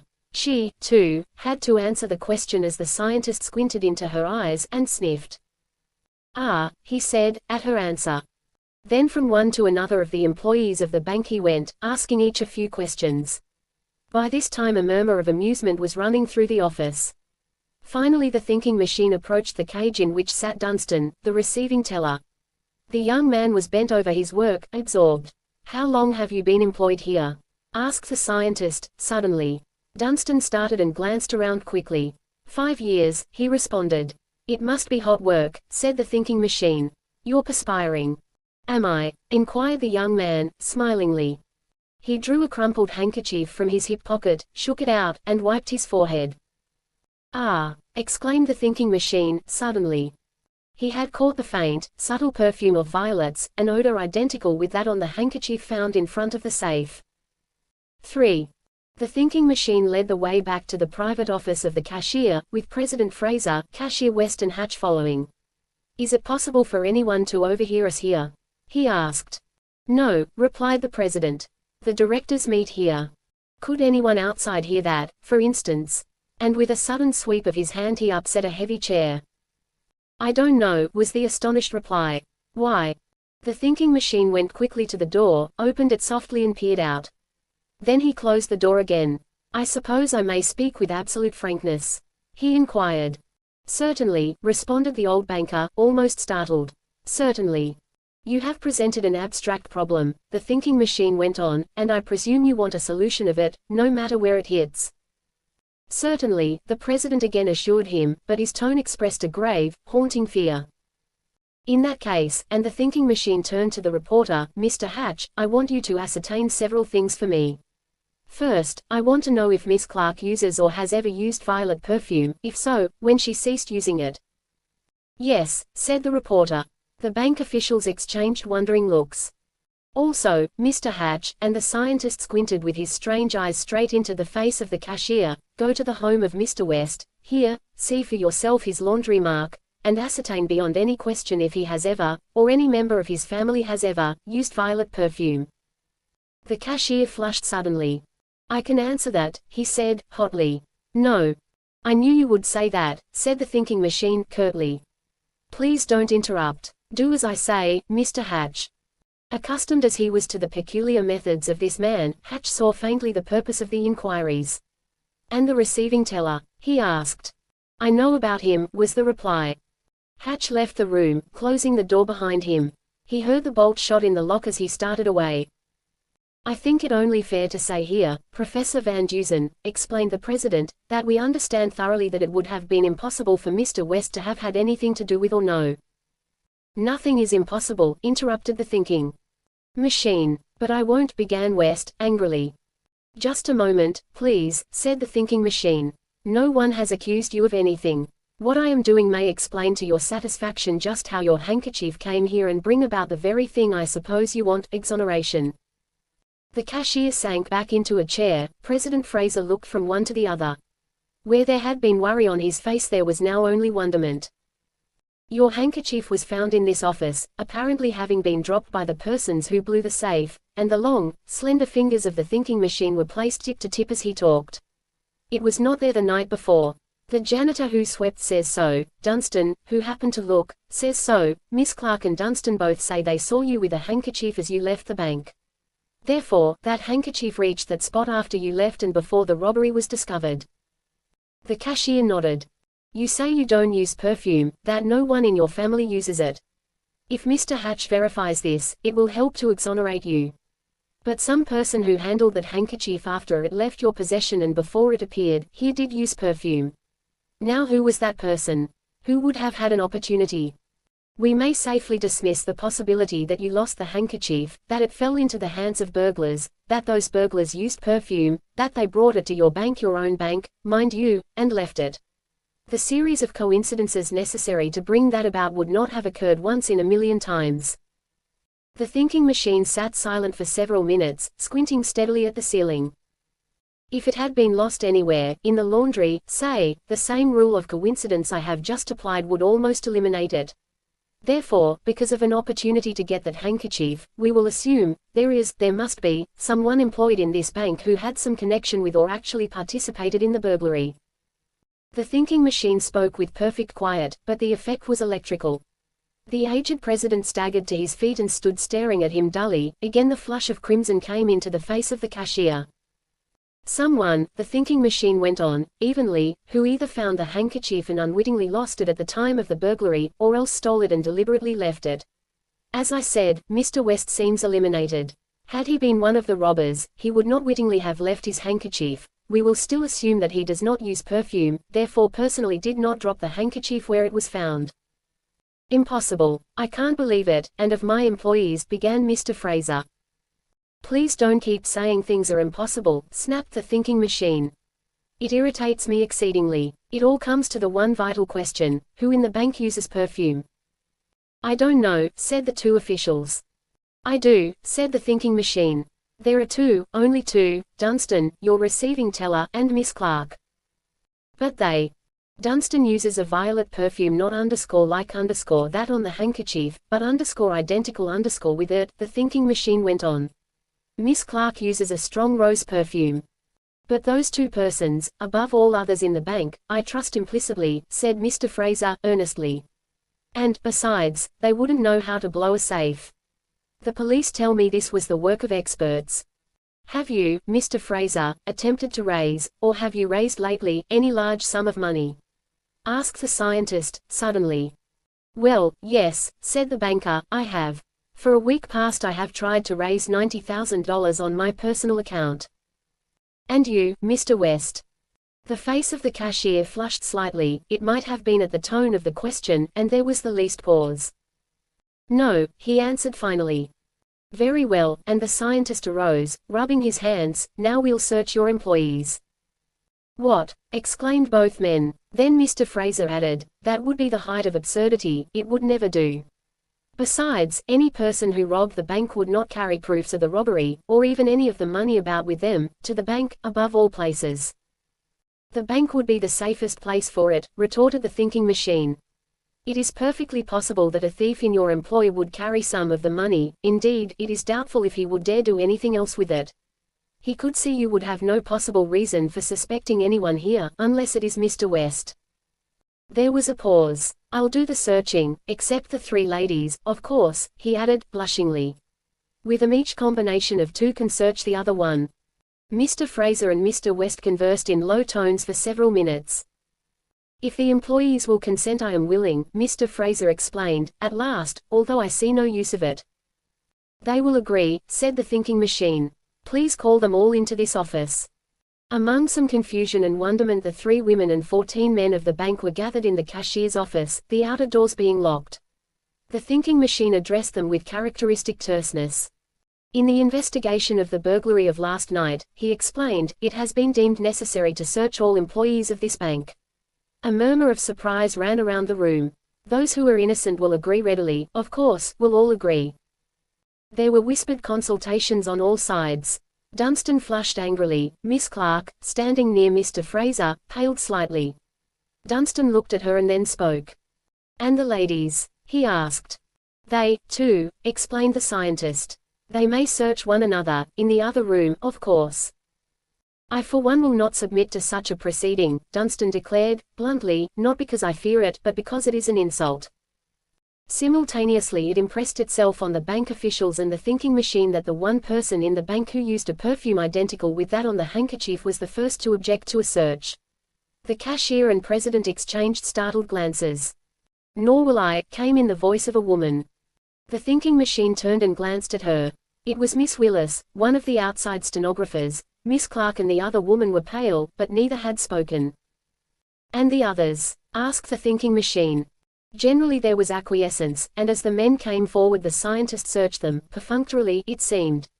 Nothing. At last there remained 3 men, Dunstan, West and Fraser. Dunstan came forward, compelled to do so by the attitude of his fellows. The 3 women stood together. The thinking machine spoke to them as he searched Dunstan. If the ladies will retire to the next room they may proceed with their search, he suggested.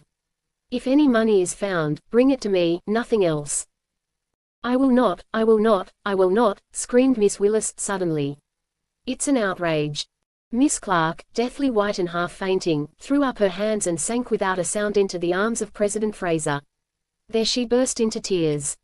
It is an outrage, she sobbed. She clung to President Fraser, her arms flung upward and her face buried on his bosom. He was soothing her with fatherly words, and stroked her hair awkwardly. The thinking machine finished the search of Dunstan. Nothing. Then Miss Clark roused herself and dried her eyes.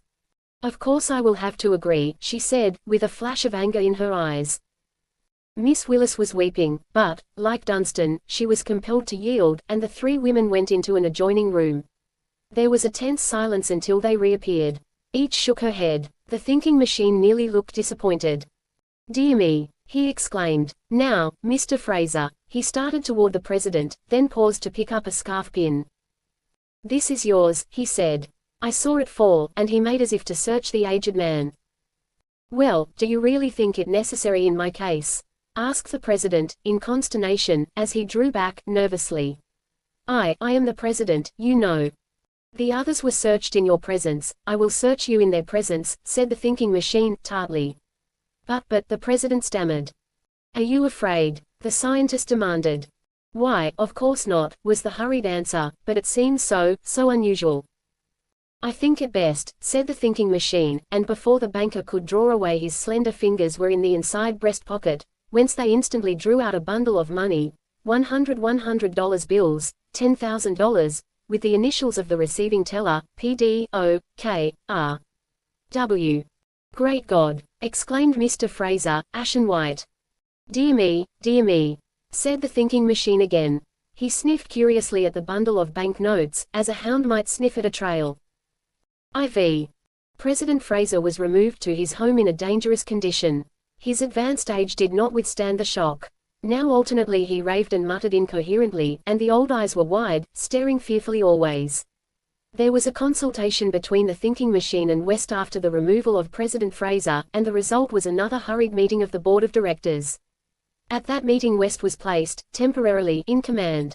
The police, of course, had been informed of the matter, but no arrest was probable. Immediately after the thinking machine left the bank, Hatch appeared and inquired for him. From the bank he went to the home of the scientist. There Professor Van Dusen was bending over a retort, busy with some problem. Well, he demanded, as he glanced up. West told the truth, began Hatch. Neither he nor any member of his family uses perfume, he has few outside acquaintances, is regular in his habits, but is a man of considerable wealth, it appears. What is his salary at the bank? Asked the thinking machine. $15,000 a year, said the reporter. But he must have a large fortune. He lives like a millionaire. He couldn't do that on $15,000 a year, mused the scientist. Did he inherit any money? No, was the reply. He started as a clerk in the bank and has made himself what he is. That means speculation, said the thinking machine. You can't save a fortune from a salary, even $15,000 a year. Now, Mr. Hatch, find out for me all about his business connections. His source of income particularly I would like to know. Also whether or not he has recently sought to borrow or has received a large sum of money, if he got it and what he did with it. He says he has not sought such a sum. Perhaps he told the truth. Yes, and about Miss Clark. Yes, what about her? Asked the thinking machine. She occupies a little room in a boarding house for women in an excellent district, the reporter explained. She has no friends who call there, at any rate. Occasionally, however, she goes out at night and remains late. The perfume? Asked the scientist. She uses a perfume, the housekeeper tells me, but she doesn't recall just what kind it is, so many of the young women in the house use it. So I went to her room and looked. There was no perfume there. Her room was considerably disarranged, which seemed to astonish the housekeeper, who declared that she had carefully arranged it about 9 o'clock. It was 2 when I was there. How was it disarranged? Asked the scientist. The couch cover was jerked awry and the pillows tumbled down, for one thing, said the reporter. I didn't notice any further. The thinking machine relapsed into silence. What happened at the bank? Inquired Hatch. Briefly the scientist related the facts leading up to the search itself and its startling result. The reporter whistled. Do you think Fraser had anything to do with it? Run out and find out those other things about West, said the thinking machine, evasively. Come back here tonight. It doesn't matter what time. But who do you think committed the crime? Insisted the newspaper man. I may be able to tell you when you return. For the time being the thinking machine seemed to forget the bank robbery, being busy in his tiny laboratory. He was aroused from his labors by the ringing of the telephone bell. Hello, he called. Yes, Van Dusen. No, I can't come down to the bank now. What is it? Oh, it has disappeared. When? Too bad. How's Mr. Fraser? Still unconscious. Too bad. I'll see you tomorrow. The scientist was still engrossed in some delicate chemical work just after 8 o'clock that evening when Martha, his housekeeper and maid of all work, entered. Professor, she said, there's a lady to see you. Name? He asked, without turning. She didn't give it, sir. There in a moment. He finished the test he had underway, then left the little laboratory and went into the hall leading to the sitting room, where unprivileged callers awaited his pleasure. He sniffed a little as he stepped into the hall. At the door of the sitting room he paused and peered inside. A woman arose and came toward him. It was Miss Clark. Good evening, he said. I knew you'd come. Miss Clark looked a little surprised, but made no comment. I came to give you some information, she said, and her voice was subdued. I am heartbroken at the awful things which have come out concerning Mr. Fraser. I have been closely associated with him for several months, and I won't believe that he could have had anything to do with this affair, although I know positively that he was in need of a large sum of money, $90,000, because his personal fortune was in danger. Some error in titles to an estate, he told me. Yes, yes, said the thinking machine. Whether he was able to raise this money I don't know, she went on. I only hope he did without having to do that, to have any. To rob his bank, said the scientist tartly. Miss Clark, is young Dunstan in love with you? The girl's face changed color at the sudden question. I don't see, she began. You may not see, said the thinking machine, but I can have him arrested for robbery and convict him. The girl gazed at him with wide, terror-stricken eyes, and gasped. No, no, no, she said, hurriedly. He could have had nothing to do with that at all. Is he in love with you? Again came the question. There was a pause. I've had reason to believe so, she said, finally, though. And you? The girl's face was flaming now, and, squinting into her eyes, the scientist read the answer. I understand, he commented, tersely. Are you going to be married? I could never marry him, she gasped suddenly. No, no, emphatically. We are not, ever. She slowly recovered from her confusion, while the scientist continued to squint at her curiously. I believe you said you had some information for me, he asked. Why, yes, she faltered. Then more calmly, yes. I came to tell you that the package of $10,000 which you took from Mr. Fraser's pocket has again disappeared. Yes, said the other, without astonishment. It was presumed at the bank that he had taken it home with him, having regained possession of it in some way, but a careful search has failed to reveal it. Yes, and what else? The girl took a long breath and gazed steadily into the eyes of the scientist, with determination in her own. I have come, to tell you, she said, the name of the man who robbed the bank. V. If Miss Clark had expected that the thinking machine would show either astonishment or enthusiasm, she must have been disappointed, for he neither altered his position nor looked at her. Instead, he was gazing thoughtfully away with lackluster eyes. Well, he asked, I suppose it's a story. Begin at the beginning. With a certain well-bred air of timidity, the girl began the story, and occasionally as she talked there was a little tremor of the lips. I have been a stenographer and typewriter for 7 years, she said, and in that time I have held only 4 positions. The first was in a law office in New York, where I was left an orphan to earn my own living. The second was with a manufacturing concern, also in New York. I left there 3 years ago to accept the position of private secretary to William T. Rankin, president of the National Bank, at Hartford, Connecticut. I came from there to Boston and later went to work at the Ralston Bank, as private secretary to Mr. Fraser. I left the bank in Hartford because of the failure of that concern, following a bank robbery. The thinking machine glanced at her suddenly. You may remember from the newspapers, she began again. I never read the newspapers, he said. Well, anyway, and there was a shade of impatience at the interruption, there was a bank burglary there similar to this. Only $70,000 was stolen, but it was a small institution and the theft precipitated a run which caused a collapse after I had been in that position for only 6 months. How long have you been with the Ralston National? 9 months, was the reply.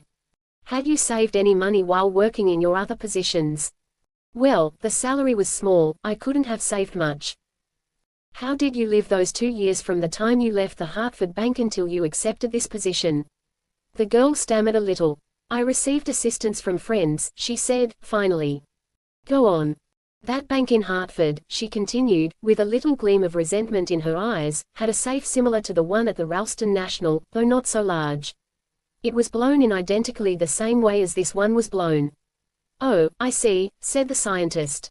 "Someone was arrested for this, and you want to give me the name of that man?" "Yes," said the girl. "A professional burglar, William Deneen, was arrested for that robbery and confessed. Later he escaped. After his arrest he boasted of his ability to blow any style of safe. He used an invention of his own for the borings to place the charges. I noticed that safe and I noticed this one. There is a striking similarity in the two." The thinking machine stared at her. "Why do you tell me?" he asked. "Because I understood you were making the investigation for the bank," she responded, unhesitatingly, "and I dreaded the notoriety of telling the police. If this William Deneen is at large, you believe he did this?" "I am almost positive." "Thank you," said the thinking machine. Miss Clark went away, and late that night Hatch appeared. He looked weary and sank into a chair gratefully, but there was satisfaction in his eye. For an hour or more he talked. At last the thinking machine was satisfied, nearly. "One thing more," he said, in conclusion. "Notify the police to look out for William Deneen, professional bank burglar, and his pals, whose names you can get from the newspapers in connection with a bank robbery in Hartford. They are wanted in connection with this case." The reporter nodded. "When Mr. Fraser recovers I intend to hold a little party here," the scientist continued. "It will be a surprise party." It was 2 days later, and the police were apparently seeking some tangible point from which they could proceed, when the thinking machine received word that there had been a change for the better in Mr. Fraser's condition. Immediately he sent for Detective Mallory, with whom he held a long conversation. The detective went away tugging at his heavy mustache and smiling. With 3 other men he disappeared from police haunts that afternoon on a special mission.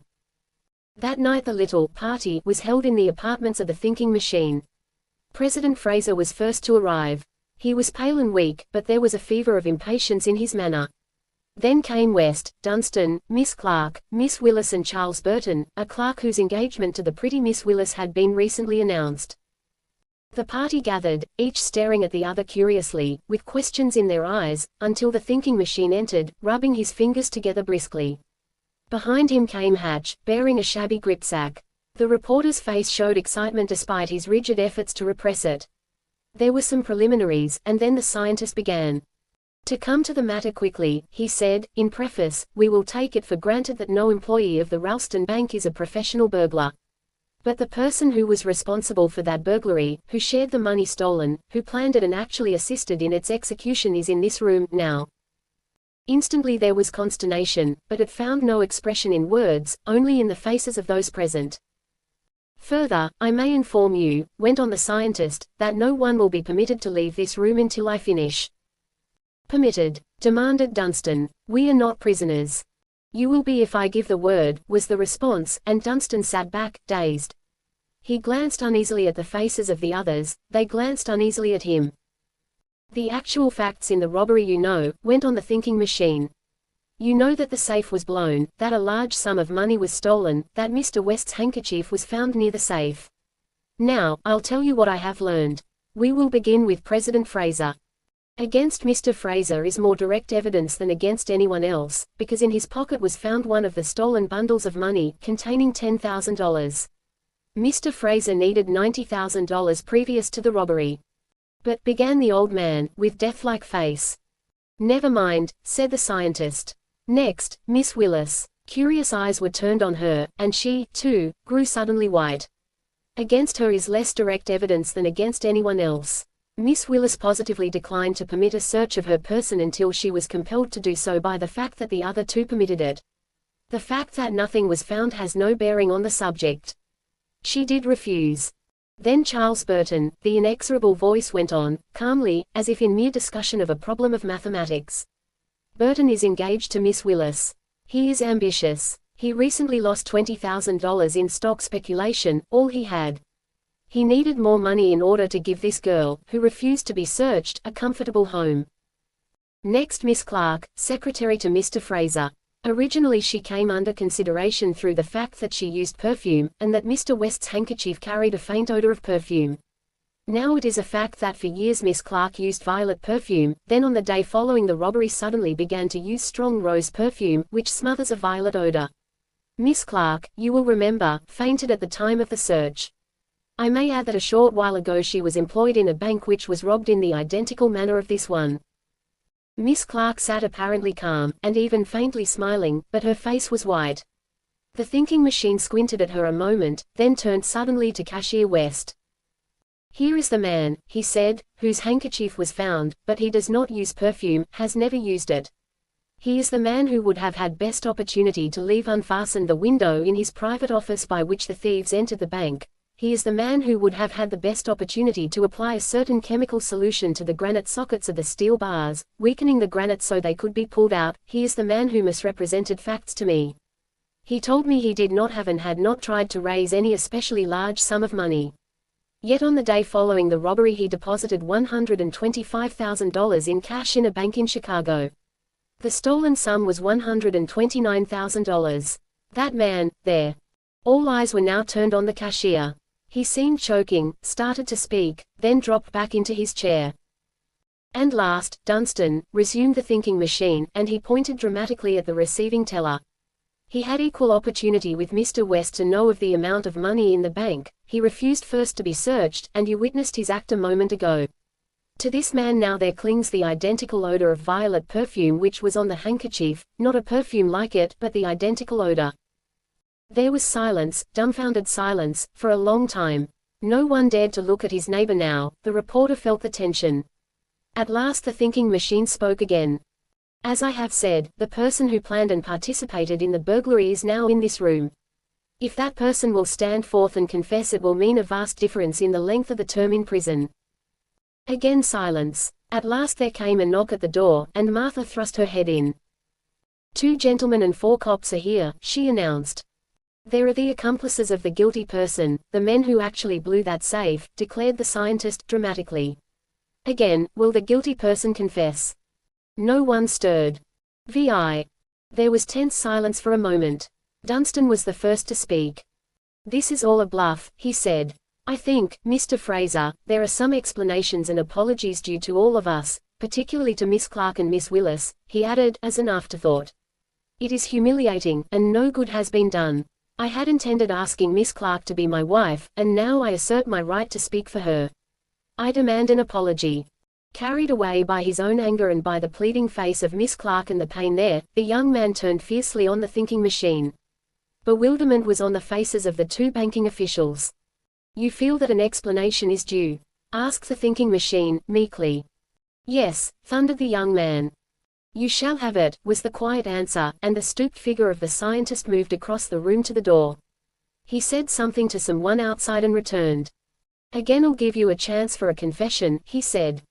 It will shorten your prison term. He was speaking to no one in particular, yet to them all. The 2 men who blew the safe are now about to enter this room. After they appear it will be too late. Startled glances were exchanged, but no one stirred. Then came a knock at the door. Silently the thinking machine looked about with a question in his eyes. Still silence, and he threw open the door. 3 policemen in uniform and Detective Mallory entered, bringing 2 prisoners. These are the men who blew the safe, the thinking machine explained, indicating the prisoners. Does anyone here recognize them? Apparently no one did, for none spoke. Do you recognize any person in this room? He asked of the prisoners. One of them laughed shortly and said something aside to the other, who smiled. The thinking machine was nettled, and when he spoke again there was a touch of sarcasm in his voice. It may enlighten at least one of you in this room, he said, to tell you that these 2 men are Frank Serrano and Gustav Meyer, Mr. Meyer being a pupil and former associate of the notorious bank burglar, William Deneen.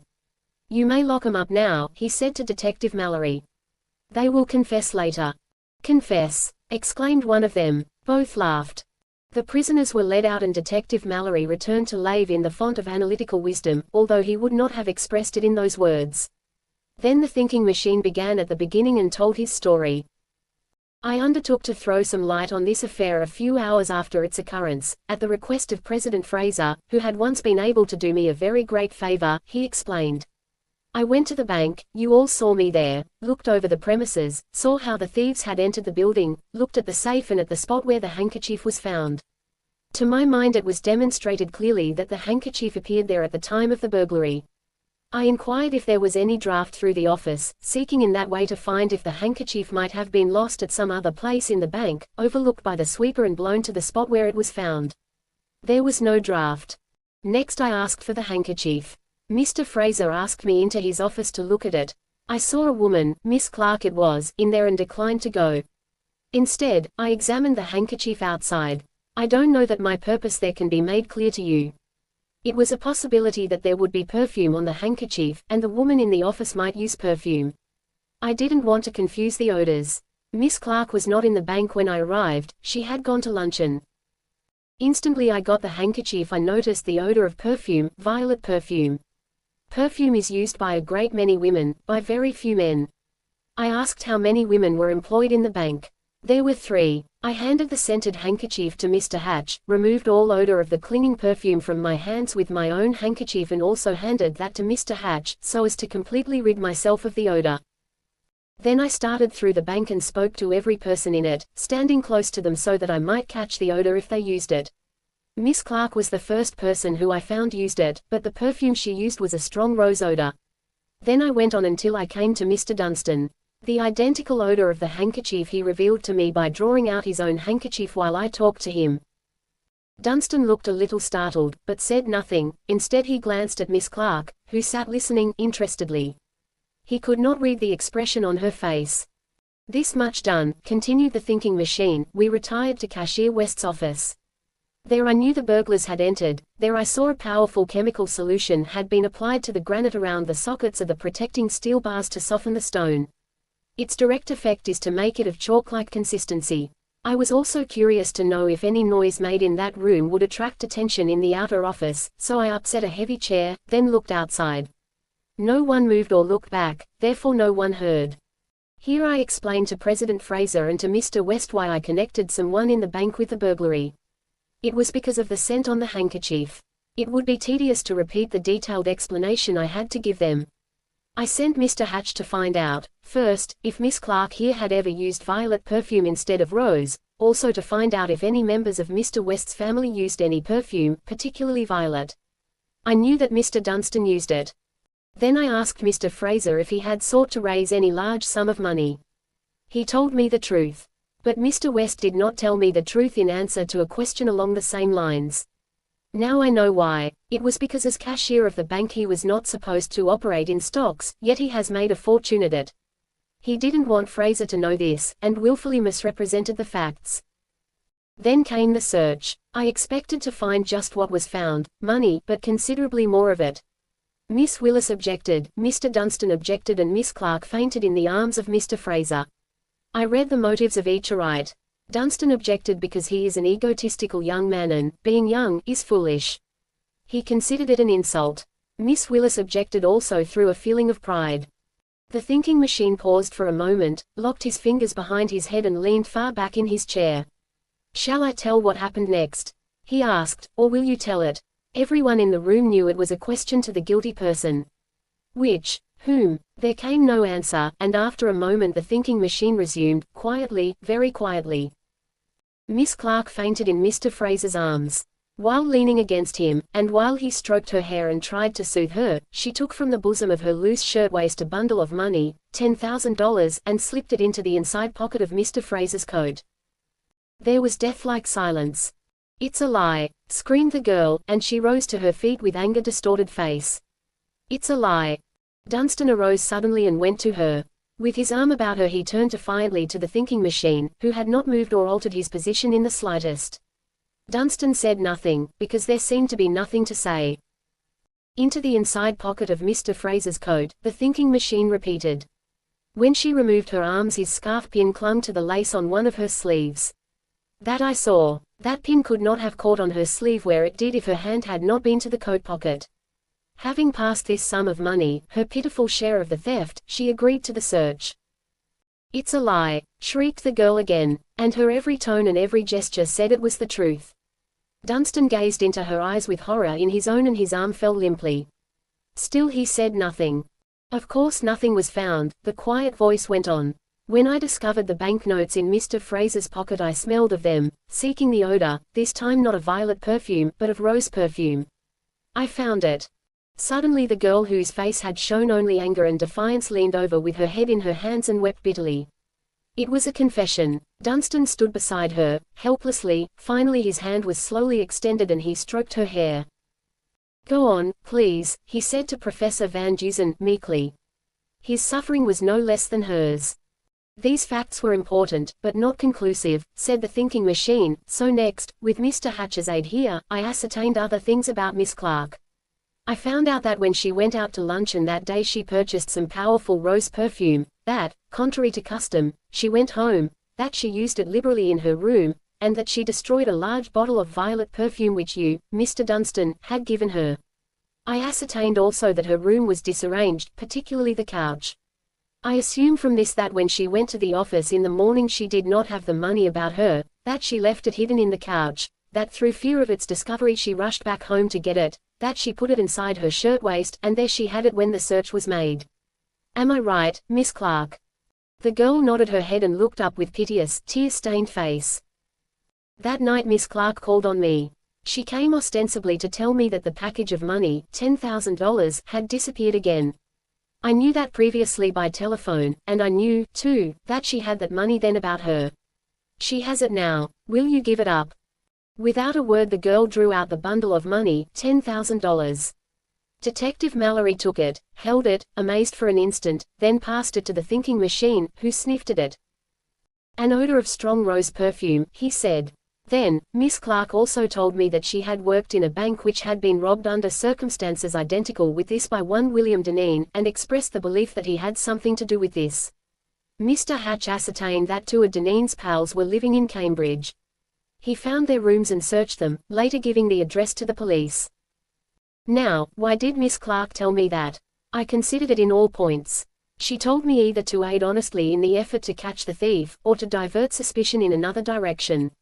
Knowing as much as I did then, I reasoned it was to divert suspicion from you, Mr. Dunstan, and from herself possibly. Deneen is in prison, and was there 3 months before this robbery. I believed she knew that. His pals are the two men in the other room. They are the men who aided Deneen in the robbery of the Hartford Bank, with Miss Clark's assistance. They are the men who robbed the Ralston National with her assistance. She herself indicated her profit from the Hartford robbery to me by a remark she made indicating that she had not found it necessary to work for 2 years from the time she left the Hartford Bank until she became Mr. Fraser's secretary." There was a pause. Miss Clark sat sobbing, while Dunstan stood near her studying the toe of his shoe. After a while the girl became more calm. "Miss Clark, would you like to explain anything?" asked the thinking machine. His voice was gentle, even deferential. "Nothing," she said, "except admit it all. I have nothing to conceal. I went to the bank, as I went to the bank in Hartford, for the purpose of robbery, with the assistance of those men in the next room. We have worked together for years. I planned this robbery. I had the opportunity, and availed myself of it, to put a solution on the sockets of the steel bars of the window in Mr. West's room, which would gradually destroy the granite and make it possible to pull out the bars. This took weeks, but I could reach that room safely from Mr. Fraser's. I had the opportunity to leave the window unfastened and did so. I dressed in men's clothing and accompanied those two men to the bank. We crept in the window, after pulling the bars out. The men attacked the night watchman and bound him. The handkerchief of Mr. West's I happened to pick up in the office one afternoon a month ago and took it home. There it got the odor of perfume from being in a bureau with my things. On the night we went to the bank I needed something to put about my neck and used it. In the bank I dropped it. We had arranged all details at night, when I met them." She stopped and looked at Dunstan, a long, lingering look, that sent the blood to his face. It was not an appeal, it was nothing save the woman love in her, mingled with desperation. "I intended to leave the bank in a little while," she went on.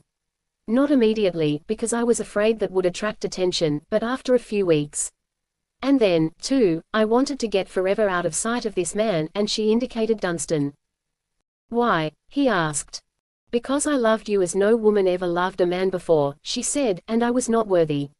There was another reason, too. I am married already. This man, Gustav Meyer, is my husband." She paused and fumbled nervously at the veil fastening at her throat. Silence lay over the room. The thinking machine reached behind him and picked up the shabby-looking gripsack which had passed unnoticed. "Are there any more questions?" the girl asked, at last. "I think not," said the thinking machine. "And, Mr. Dunstan, you will give me credit for some good, won't you? Some good in that I loved you," she pleaded. "My God!" he exclaimed in a sudden burst of feeling. "Look out!" shouted the thinking machine. He had seen the girl's hand fly to her hat, saw it drawn suddenly away, saw something slender flash at her breast. But it was too late. She had driven a heavy hat pin straight through her breast, piercing the heart. She died in the arms of the man she loved, with his tears on her face. Detective Mallory appeared before the two prisoners in an adjoining room. "Miss Clark has confessed," he said. "Well, the little devil!" exclaimed Maya. "I knew someday she would throw us. I'll kill her." "It isn't necessary," remarked Mallory. In the room where the girl lay, the thinking machine pushed with his foot the shabby-looking grip toward President Fraser and West. "There's the money," he said. "Where, how did you get it?" "Ask Mr. Hatch. Professor Van Dusen told me to search the rooms of those men in there, find the shabbiest-looking bag or receptacle that was securely locked, and bring it to him. I did so. I found it under the bed, but I didn't know what was in it until he opened it." The mystery of a studio. Where the light slants down softly into one corner of a noted art museum in Boston, there hangs a large picture. Its title is Fulfillment. Discriminating art critics have alternately raved at it and praised it. From the day it appeared there, it has been a fruitful source of acrimonious discussion. As for the public, it accepts the picture as a startling, amazing thing of beauty, and there is always a crowd around it. Fulfillment is typified by a woman. She stands boldly forth against a languorous background of deep tones. Flesh tints are daringly laid on the semi-nude figure, diaphanous draperies hide, yet, reveal, the exquisite lines of the body. Her arms are outstretched straight toward the spectator, the black hair ripples down over her shoulders, the red lips are slightly parted. The mysteries of complete achievement and perfect life lie in her eyes. Into this picture the artist wove the spiritual and the worldly. Here he placed on canvas an elusive portrayal of success in its fullest and widest meaning. One's first impression of the picture is that it is sensual, another glance shows the underlying typification of success, and love and life are there. One by one the qualities stand forth. The artist was Constance St. George. After the first flurry of excitement which the picture caused, there came a whirlwind of criticism. Then the artist, who had labored for months on the work which he had intended and which proved to be his masterpiece, collapsed. Some said it was overwork. They were partly right, others that it was grief at the attacks of critics who did not see beyond the surface of the painting. Perhaps they, too, were partly right. However that may be, it is a fact that for several months after the picture was exhibited, St. George was in a sanitarium. The physicians said it was nervous collapse, a total breaking down, and there were fears for his sanity. At length there came an improvement in his condition, and he returned to the world. Since then he had lived quietly in his studio, one of many in a large office building. From time to time he had been approached with offers for the picture, but always he refused to sell. A New York millionaire made a flat proposition of $50,000, which was as flatly refused. The artist loved the picture as a child of his own brain. Every day he visited the museum where it was exhibited and stood looking at it with something almost like adoration in his eyes. Then he went away quietly, tugging at his straggling beard and with the dim blindness of tears in his eyes. He never spoke to anyone, and always avoided that moment when a crowd was about. Whatever the verdict of the critics or of the public on Fulfillment, it was an admitted fact that the artist had placed on canvas a representation of a wonderfully beautiful woman. Therefore, after a while the question of who had been the model for Fulfillment was aroused. No one knew, apparently. Artists who knew St. George could give no idea. They only knew that the woman who had posed was not a professional model. This led to speculation, in which the names of some of the most beautiful women in the United States were mentioned. Then a romance was woven. This was that the artist was in love with the original and that his collapse was partly due to her refusal to wed him. This story, as it went, was elaborated until the artist was said to be pining away for love of one whom he had immortalized in oils. As the story grew it gained credence, and a search was still made occasionally for the model. Half a dozen times Hutchinson Hatch, a newspaper reporter of more than usual astuteness, had been on the story without success. He had seen and studied the picture until every line of it was firmly in his mind. He had seen and talked to St. George twice. The artist would answer no questions as to the identity of the model. This, then, was the situation on the morning of Friday, November 27, when Hatch entered the reportorial rooms of his newspaper. At sight of him, the city editor removed his cigar, placed it carefully on the official block, which adorned his flat-top desk, and called to the reporter. "Girl reported missing," he said, brusquely. "Name is Grace Field, and she lived at number 195th Street, Dorchester. Employed in the photographic department of the Star, a big department store. Report of her disappearance made to the police early today by Ellen Stanford, her roommate, also employed at the Star. Jump out on it and get all you can. Here is the official police description." Hatch took a slip of paper and read. Grace Field, 21 years, 5 feet 7 inches tall, weight 151 pounds, profuse black hair, dark brown eyes, superb figure, oval face, said to be beautiful.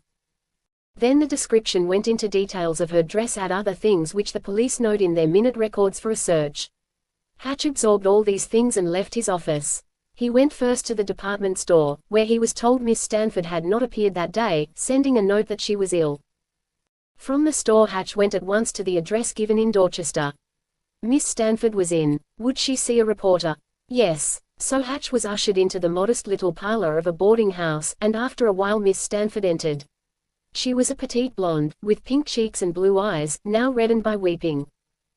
Briefly Hatch explained the purpose of his visit, an effort to find Grace Field, and Miss Stanford eagerly and tearfully expressed herself as willing to tell him all she knew. "I have known Grace for 5 months, she explained, that is, from the time she came to work at the Star. Her counter is next to mine. A friendship grew up between us, and we began rooming together. Each of us is alone in the East. She comes from the West, somewhere in Nevada, and I come from Quebec. Grace has never said much about herself, but I know that she had been in Boston a year or so before I met her. She lived somewhere in Brookline, I believe, but it seems that she had some funds and did not go to work until she came to the Star. This is as I understand it. 3 days ago, on Tuesday there was a letter for Grace when we came in from work. It seemed to agitate her, although she said nothing to me about what was in it, and I did not ask.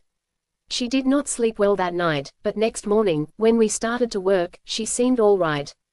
That is, she was all right until we got to the subway station, and then she told me to go on to the store, saying she would be there after a while. I left her, and at her request explained to the manager of our floor that she would be late. From that time to this no one has seen her or heard of her. I don't know where she could have gone," and the girl burst into tears. "I'm sure something dreadful has happened to her. Possibly an elopement," Hatch suggested. "No," said the girl, quickly. "No. She was in love, but the man she was in love with has not heard of her either. I saw him the night after she disappeared. He called here and asked for her, and seemed surprised that she had not returned home, or had not been at work." "What's his name?" asked Hatch. "He's a clerk in a bank," said Miss Stanford. "His name is Willis, Victor Willis. If she had eloped with him I would not have been surprised, but I am positive she did not, and if she did not, where is she?" "Were there any other admirers you know of?" Hatch asked. "No," said the girl, stoutly. "There may have been others who admired her, but none she cared for. She has told me too much, I know," she faltered. "How long have you known Mr. Willis?" asked Hatch. The girl's face flamed scarlet instantly. "Only since I've known Grace," she replied. "She introduced us." "Has Mr. Willis ever shown you any attention?" "Certainly not," Miss Stanford flashed, angrily. "All his attention was for Grace." There was the least trace of bitterness in the tone, and Hatch imagined he read it aright. Willis was a man whom both perhaps loved. It might be in that event that Miss Stanford knew more than she had said of the whereabouts of Grace Field. The next step was to see Willis. "I suppose you'll do everything possible to find Miss Field?" he asked. "Certainly," said the girl. "Have you her photograph?" "I have one, yes, but I don't believe Grace would like to have it published," asked Hatch. "Possibly not, under ordinary circumstances, but now that she is missing it is the surest way of getting a trace of her. Will you give it to me?" Miss Stanford was silent for a time. Then apparently she made up her mind, for she arose. "It might be well, too," Hatch suggested, "to see if you can find the letter you mentioned." The girl nodded and went out. When she returned she had a photograph in her hand. A glimpse of it told Hatch it was a bust picture of a woman in evening dress. The girl was studying a scrap of paper. What is it? Asked Hatch, quickly. I don't know, she responded. I was searching for the letter when I remembered she frequently tore them up and dropped them into the wastebasket. It had been emptied every day, but I looked and found this clinging to the bottom, caught between the cane. May I see it? Asked the reporter. The girl handed it to him. It was evidently a piece of a letter torn from the outer edge just where the paper was folded to put it into the envelope. On it were these words and detached letters, written in a bold hand, S.W. to the hoe. Hatch's eyes opened wide. Do you know the handwriting? He asked. The girl faltered an instant. No, she answered, finally. Hatch studied her face a moment with cold eyes, then turned the scrap of paper over. The other side was blank. Staring down at it, he veiled a glitter of anxious interest. And the picture? He asked, quietly. The girl handed him the photograph. Hatch took it, and as he looked it was with difficulty he restrained an exclamation of astonishment, triumphant astonishment. Finally, with his brain teeming with possibilities, he left the house, taking the photograph and the scrap of paper. 10 minutes later he was talking to his city editor over the phone. It's a great story, he explained, briefly. The missing girl is the mysterious model of St. George's picture, Fulfillment. Great, came the voice of the city editor. Having laid his story before his city editor, Hatch sat down to consider the fragmentary writing. Obviously, S-Day represented a day of the week, either Tuesday, Wednesday, or Thursday, these being the only days where the letter S preceded that day. This seemed to be a definite fact, but still it meant nothing. True, Miss Field had last been seen on Wednesday, but then, nothing. To the next part of the fragment Hatch attached the greatest importance. It was the possibility of a threat, ill you. Did it mean, kill you, or will you, or till you, or what? There might be dozens of other words ending in ill, which he did not recall at the moment. His imagination hammered the phrase into his brain as kill you. The next words were clear, but meant nothing at all. The last letters were distinctly, ho, possibly, hope. Then Hatch began real work on the story. First he saw the bank clerk, Victor Willis, who Miss Stanford had said loved Grace Field, and whom Hatch suspected Miss Stanford loved. He found Willis a grim, sullen-faced young man of 28 years, who would say nothing. From that point Hatch worked vigorously for several hours. At the end of that time he had found out that on Wednesday, the day of Miss Field's disappearance, a veiled woman, probably Grace Field, had called at the bank and inquired for Willis. Later, Willis, urging necessity, had asked to be allowed the day off and left the bank. He did not appear again until next morning. His actions did not impress any of his associates with the idea that he was a bridegroom. In fact, Hatch himself had given up the idea that Miss Field had eloped. There seemed no reason for an elopement. When Hatch called at the studio and home of Constance St. George to inform him of the disappearance of the model whose identity had been so long guarded, he was told that Mr. St. George was not in, that is, St. George refused to answer knocks at the door, and had not been seen for a day or so. He frequently disappeared this way, his informant said. With these facts, and lack of facts, in his possession on Friday evening, Hatch called on Professor SFX Van Dusen. The thinking machine received him as cordially as he ever received anybody. Well, what is it? He asked. I don't believe this is really worth your while, Professor, Hatch said, finally. It's just a case of a girl who disappeared. There are some things about it which are puzzling, but I'm afraid it's only an elopement. The thinking machine dragged up a footstool, planted his small feet on it comfortably and leaned back in his chair. Go on, he directed. Then Hatch told the story, beginning at the time when the picture was placed in the art museum, and continuing up to the point where he had seen Willis after finding the photograph and the scrap of paper. He had always found that it saved time to begin at the beginning with the thinking machine. He did it now as a matter of course. And the scrap of paper? Asked the thinking machine. I have it here, replied the reporter. For several minutes the scientist examined the fragment and then handed it back to the reporter. If one could establish some clear connection between that and the disappearance of the girl it might be valuable, he said. As it is now, it means nothing. Any number of letters might be thrown into the wastebasket in the room the two girls occupied, therefore dismiss this for the moment. But isn't it possible, Hatch began. Anything is possible, Mr. Hatch, retorted the other, belligerently. You might take occasion to see the handwriting of St. George, the artist, and see if that is his. Also look at Willis's. Even if it were Willis's, however, it may mean nothing in connection with this. But what could have happened to Miss Field? Any one of 50 things, responded the other. She might have fallen dead in the street and been removed to a hospital or undertaking establishment. She might have been arrested for shoplifting and given a wrong name. She might have gone mad and gone away. She might have eloped with another man. She might have committed suicide. She might have been murdered. The question is not what could have happened, but what did happen. Yes, I thoroughly understand that, Hatch replied, with a slight smile. But still I don't see. Probably you don't, snapped the other. We'll take it for granted that she did none of these things, with the possible exception of eloping, killing herself, or was murdered. You are convinced that she did not elope.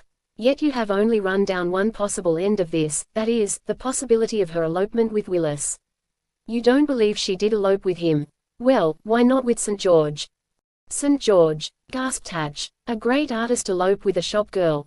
She was his ideal in a picture which you say is one of the greatest in the world, replied the other, testily. That being true, it is perfectly possible that she was his ideal for a wife, isn't it? The matter had not occurred to Hatch in just that light. He nodded his head, with a feeling of having been weighed and found wanting. Now, you say, too, that St. George has not been seen around his studio for a couple of days, said the scientist. What is more possible than that they are together somewhere? I see, said the reporter. It was understood, too, as I understand it, that St. George was in love with her, went on the thinking machine. So, I should imagine a solution of the mystery might be reached by taking St. George as the center of the affair. Suicide may be passed by for the moment, because she had no known motive for suicide. Rather, if she loved Willis, she had every reason to live. Murder, too, may be passed for the moment, although there is a possibility that we might come back to that. Question St. George. He will listen if you make him, and then he must answer. But his place is all closed up, said Hatch. It is supposed he is half crazy. Possibly he might be, said the thinking machine. Or it is possible that he is keeping to his studio at work, or he might even be married to Miss Field and she might be there with him. Well, I see no way to ascertain definitely that he is there, said the reporter, and a puzzled wrinkle came into his face.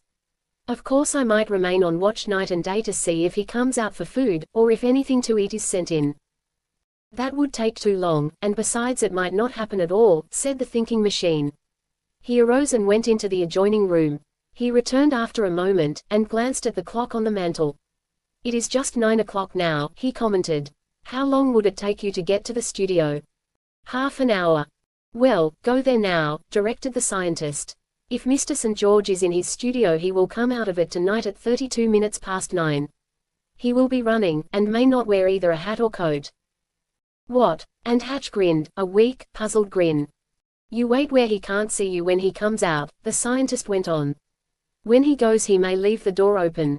If he does go on see if you find any trace of Miss Field, and then, on his return, meet him at the outer door, ask him what you please, and come to see me tomorrow morning. He will be out of his studio about 20 minutes. Vaguely Hatch felt that the scientist was talking rot, but he had seen this strange mind bring so many odd things to pass that he could not doubt this, even if it were absurd on its face. At 32 minutes past 9 tonight, said the reporter, and he glanced at his watch. Come to see me tomorrow after you see the handwriting of Willis and St. George, directed the scientist. Then you may also tell me just what happens tonight. Hatch was feeling like a fool. He was waiting in a darkened corner, just a few feet from St. George's studio. It was precisely 9:30 o'clock. He had been there for 7 minutes.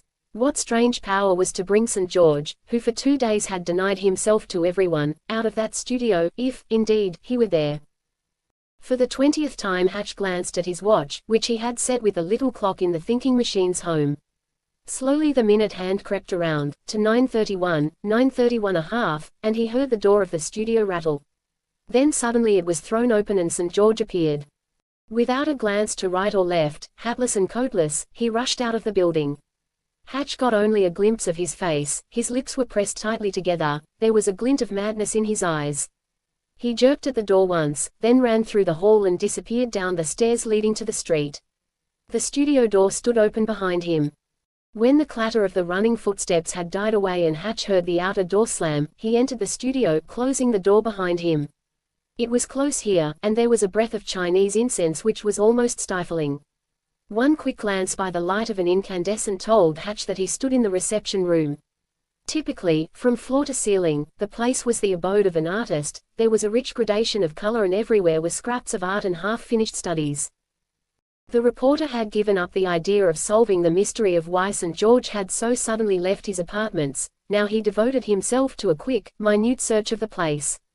He found nothing to interest him in the reception room, and went on into the studio where the artist did his work. Hatch glanced around quickly, his eyes taking in all the details, then went to a little table which stood, half covered with newspapers. He turned these over, then bent forward suddenly and picked up a woman's glove. Beside it lay its mate. He stuffed them into his pocket. Eagerly he sought now for anything that might come to hand. At last he reached another door, leading into the bedroom.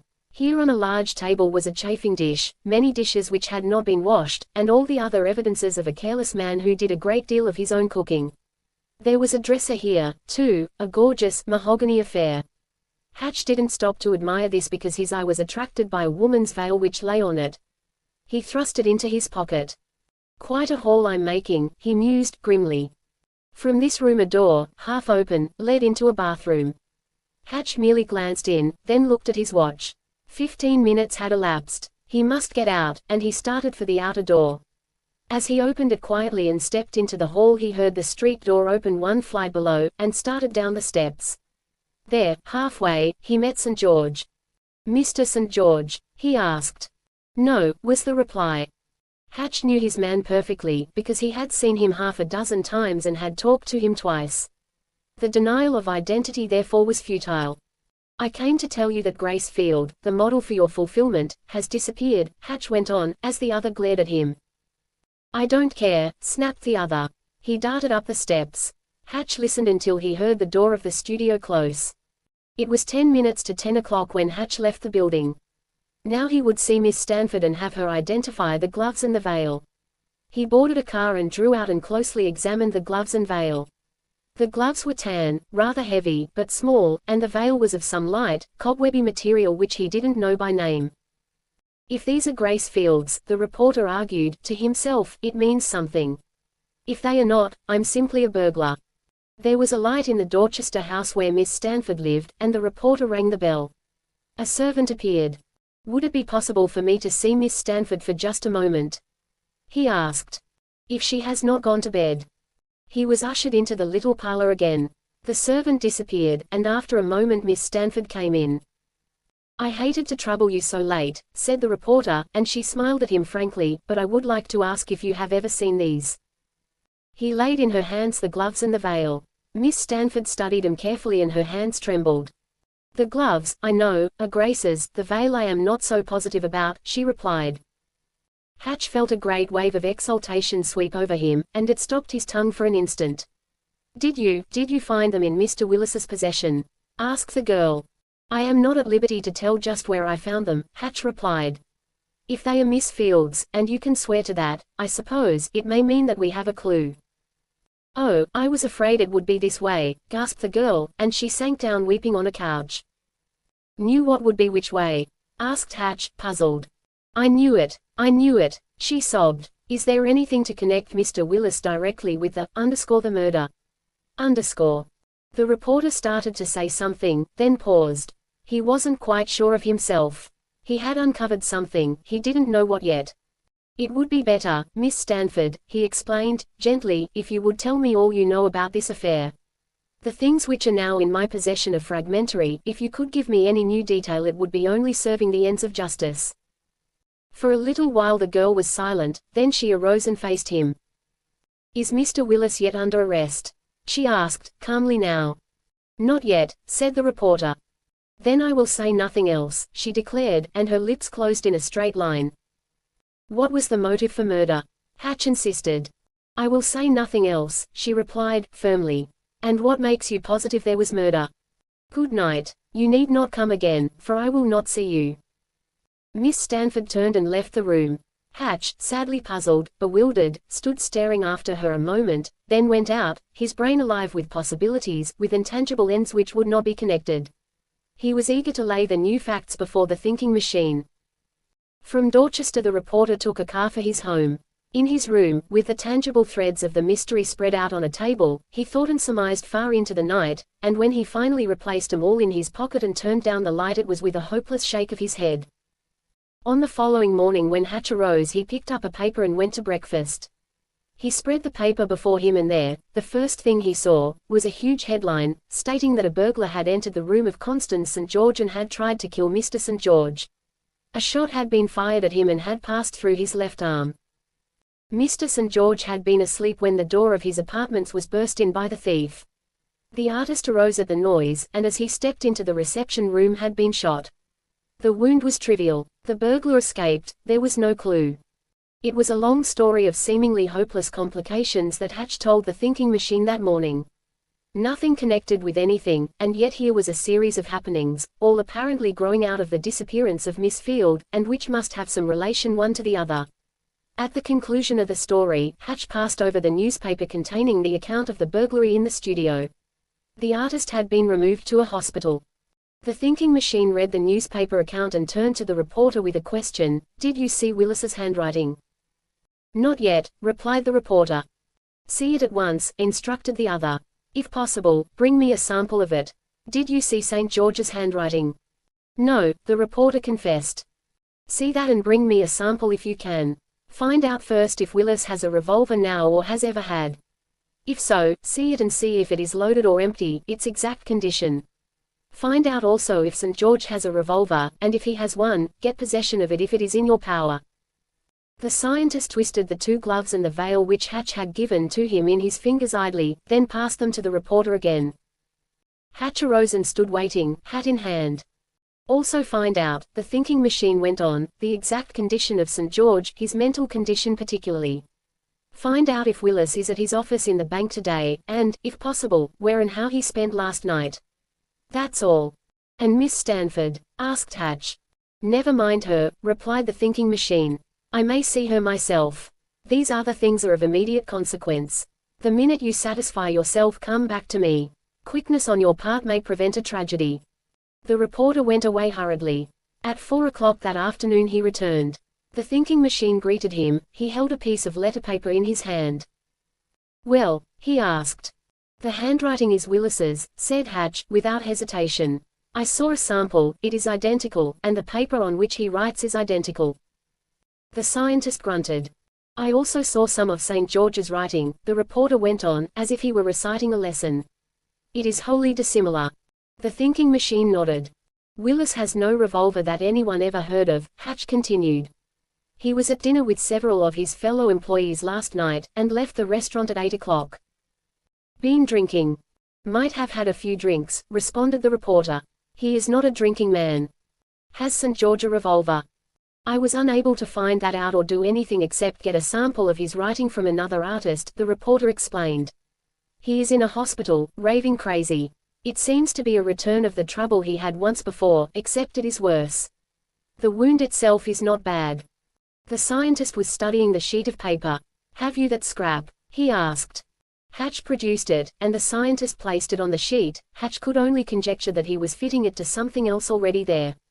He was engaged in this work when Martha entered. "The young lady who was here earlier today wants to see you again," she announced. "Show her in," directed the thinking machine, without raising his eyes. Martha disappeared, and after a moment Miss Stanford entered. Hatch, himself unnoticed, stared at her curiously, and arose, as did the scientist. The girl's face was flushed a little, and there was an eager expression in her eyes. "I know he didn't do it," she began. "I've just gotten a letter from Springfield stating that he was there on the day Grace went away, and—" "Know who didn't do what?" asked the scientist. "That Mr. Willis didn't kill Grace," replied the girl, her enthusiasm suddenly checked. "See here." The scientist read a letter which she offered, and the girl sank into a chair. Then for the first time she saw Hatch and her eyes expressed her surprise. She stared at him a moment, then nodded a greeting, after which she fell to watching the thinking machine. "Miss Stanford," he said, at length, "you made several mistakes when you were here before in not telling me the truth, all of it. If you will tell me all you know of this case, I may be able to see it more clearly."